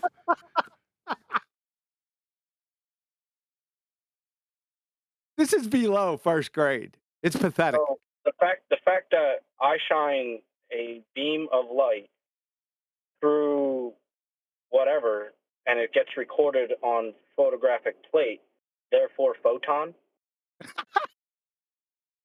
Well, I could just say it's No, just. hold on, let's answer him. No, no. This is Okay. described scientifically. This is the photoelectric effect. Okay. What? So where's the photon? Just because the light hit the paper and it's recorded, that means photon? That means light hit it. Just means light hit it. Just means you've got That's a my record of a light argument. hitting it. A chunk of light. That's Okay, it. so, right. That's my a chunk argument. of light. Where's the citation for a chunk of light? You were Say talking again. You about were a rumpus by photon. Arwin. A Hold photon on. is not Just one more time. Oh, Go ahead. It's a specific amount, is it? Yes, it has energy and momenta. I'm getting bad echoes, man. So energy and momenta hit Yeah. photo plate, therefore Yes. photon. Yes. Yep. I'm confused. Oh, I realize that. You don't understand. So you're going to go on with your Elmer Fudd sophistry. Do you know what induction is? Oh, we already know. You don't know what that is. So I didn't light say that. transmit. Yeah, you did.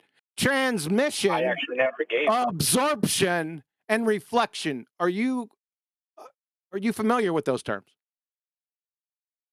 Can you say it one more time? Because I was Transmission, transmit, reflect, and absorption. Are you familiar with those terms?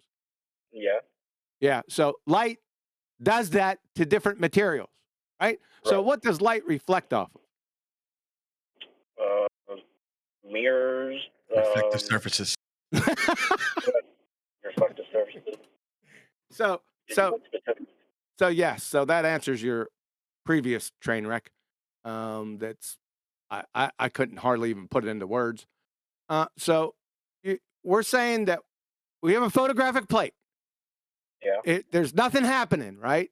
So when we put a light source in there, and all of a sudden something starts happening, that is caused by the light. Okay. That's what we're saying. Could it But be? where does the photon come in? When it hits the photographic plate in a discrete chunk, and it's like a bright little spot with distinct borders. Quanta. It's a quanta. So, I might have a misconception of what you mean by the word photon. Is a photon an actual material? Particle. It's matter or energy. That's what we're talking about. Physicality. So, all right. So not all energy is matter, correct? Matter and energy. That's physical in our reality. Okay, so it's a physical material photon. Yeah. So can I take one photon and look at it? No, unless you can. No, unless you. No, you It's a can't. reasonable question. Let me just clarify something. No, stop. No, stop. So matter and energy are intrinsically linked, but they're not. It's the flip sides of the same coin. That makes sense?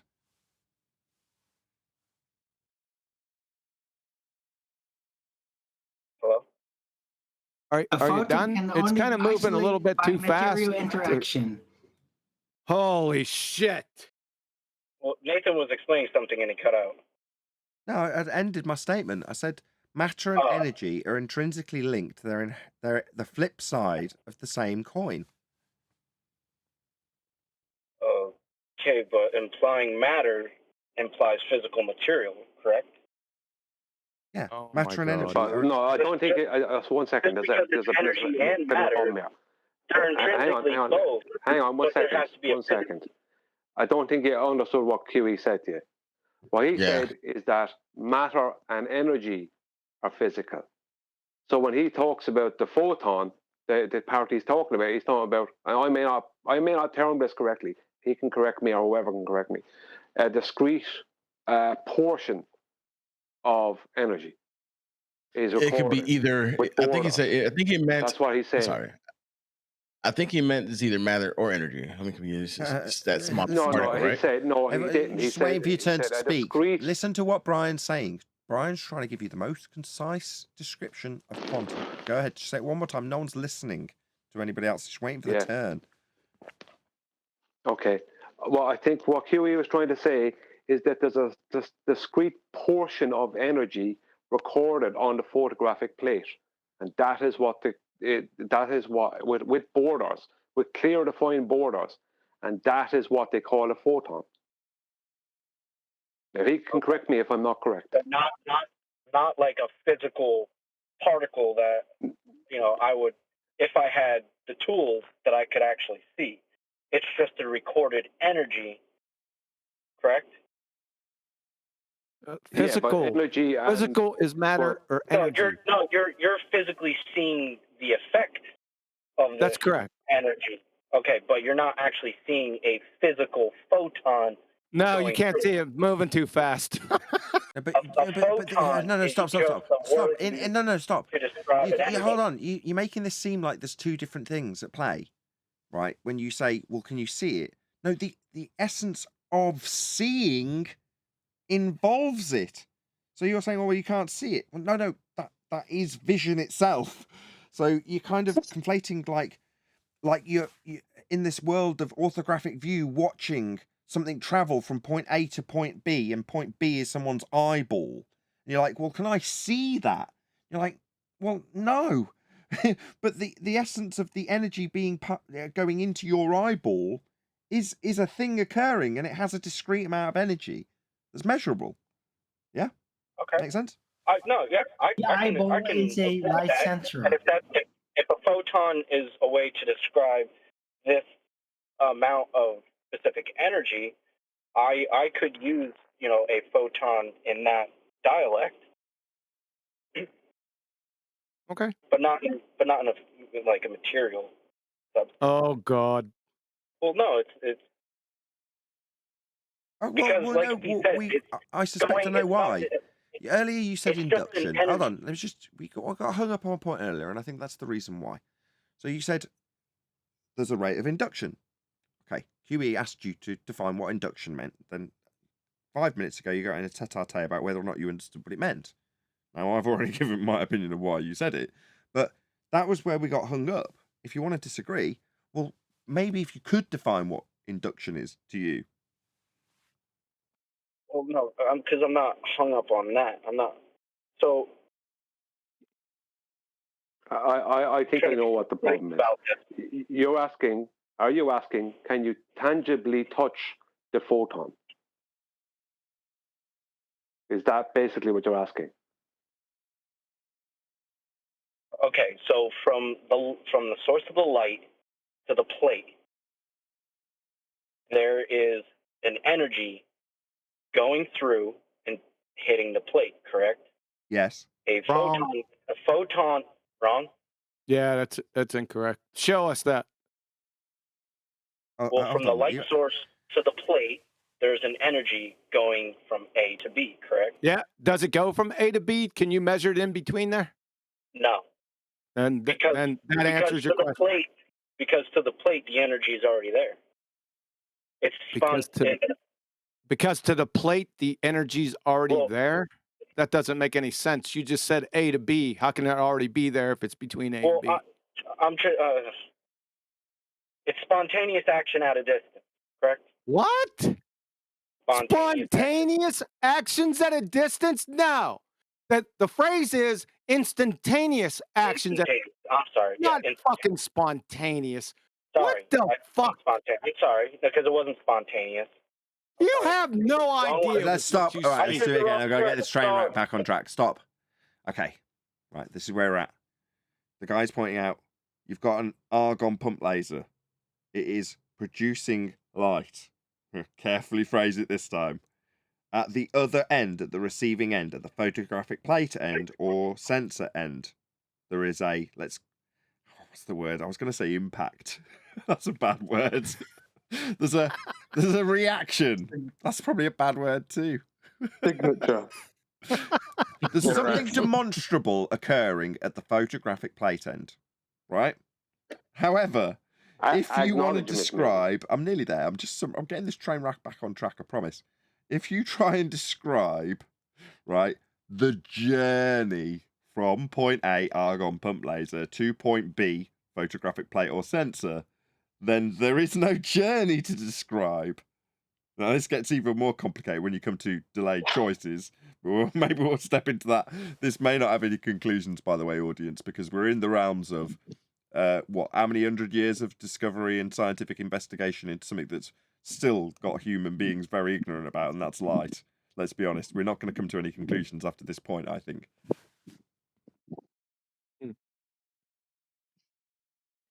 Can I suggest? Rods and cones, gentlemen. Rods can deal with one, maybe two photons. Cones require lots of photons to activate them. Cones are for the colour, right? Well, to activate the cone, yeah. That's what I'm lacking. Anthony and I lack the cones. Hence colourblind. Well, if a photon is just a measurement of that specific energy, I can get behind using the word photon. Okay. Oh, thank you. We were all waiting for your approval too. Oh, we're all right, lads. We can all go home. No, because you're always signed asking off. We're sorted. for a concession. I'm only joking. I know. It's fine. Is I this like big to steps? be educated. I Big steps like for an to eco believer? converse. Maybe. I'm gonna trigger you. I could suggest that what the light's doing is actually moving the ether in.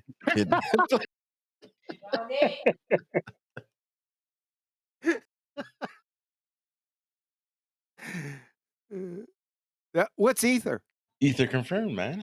Photons hitting the plate is the light moving the ether in the Which light? Okay, what's it? Well, to move it, it would have to be something. So, what is that something ether? Chemical formula or structure, or millielectron volts, kcals, or kilojoules, please? Oh, we can't measure it yet because we don't have the technology to. Oh, we don't have the technology to measure that. All right, fair enough. If ether was the interaction with light is that ether movement into, say, the eye, into a rod and a cone, then I'd be seeing light all the time, because under the current ether claim, it's also rotating, isn't it, this ether? So it would be activating my rods and cones as it rotates. It'd be slapping them, wouldn't it? I want to point something out to QE. It's too small to feel. Hey, QE, remember when I was talking about, like, people don't understand the difference between quantization and qualification? Yes. I think that that was lot definitely of the problem. That was so convoluted through today's conversation. It was untrue. I was making pasta when that was going on.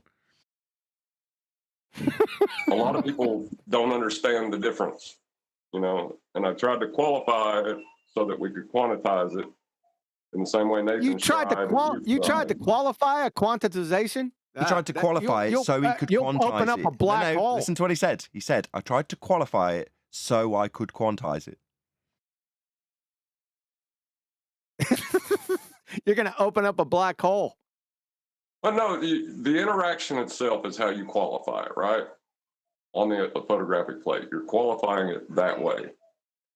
But then you're quantizing Yeah, I'm not taking. Go ahead. Sorry.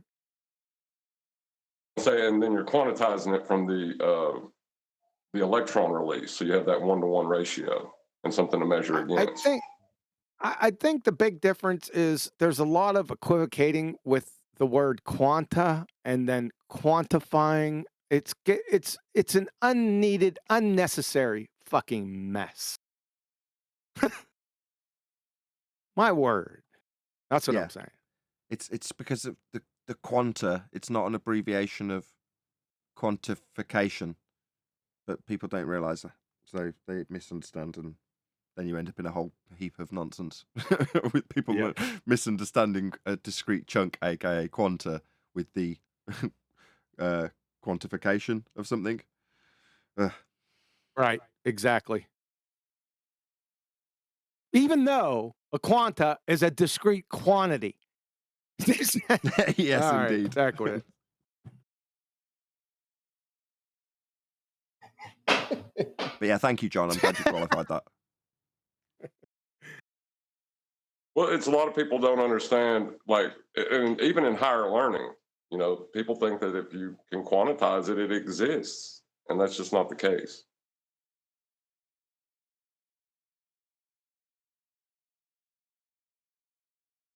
Can I ask a question before I go?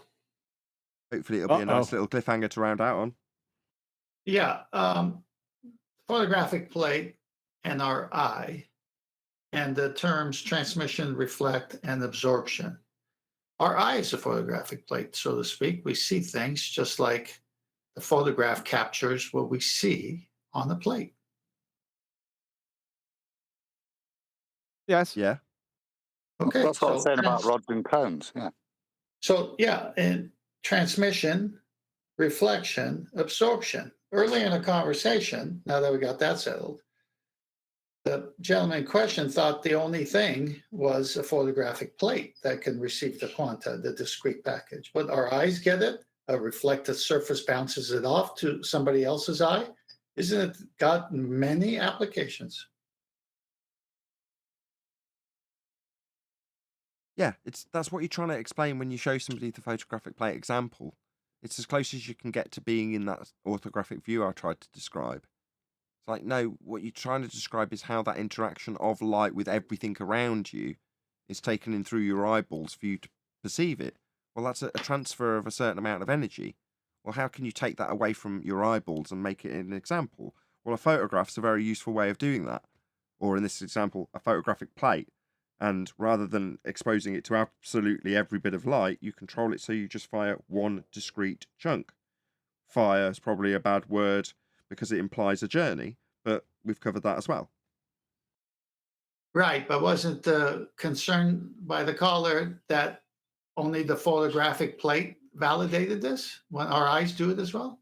Yeah, that's what I was trying to get at. It's like, no, don't think there's two different things going on here when you talk about quanta and that discrete chunk on the photographic plate and what you actually see. Because these two things are the one and the same. You know, we're talking about light, and that's what vision is, isn't it? Yeah. How your eyes deal with the light. Yeah, that's what I was thinking along the whole time. I can't follow it.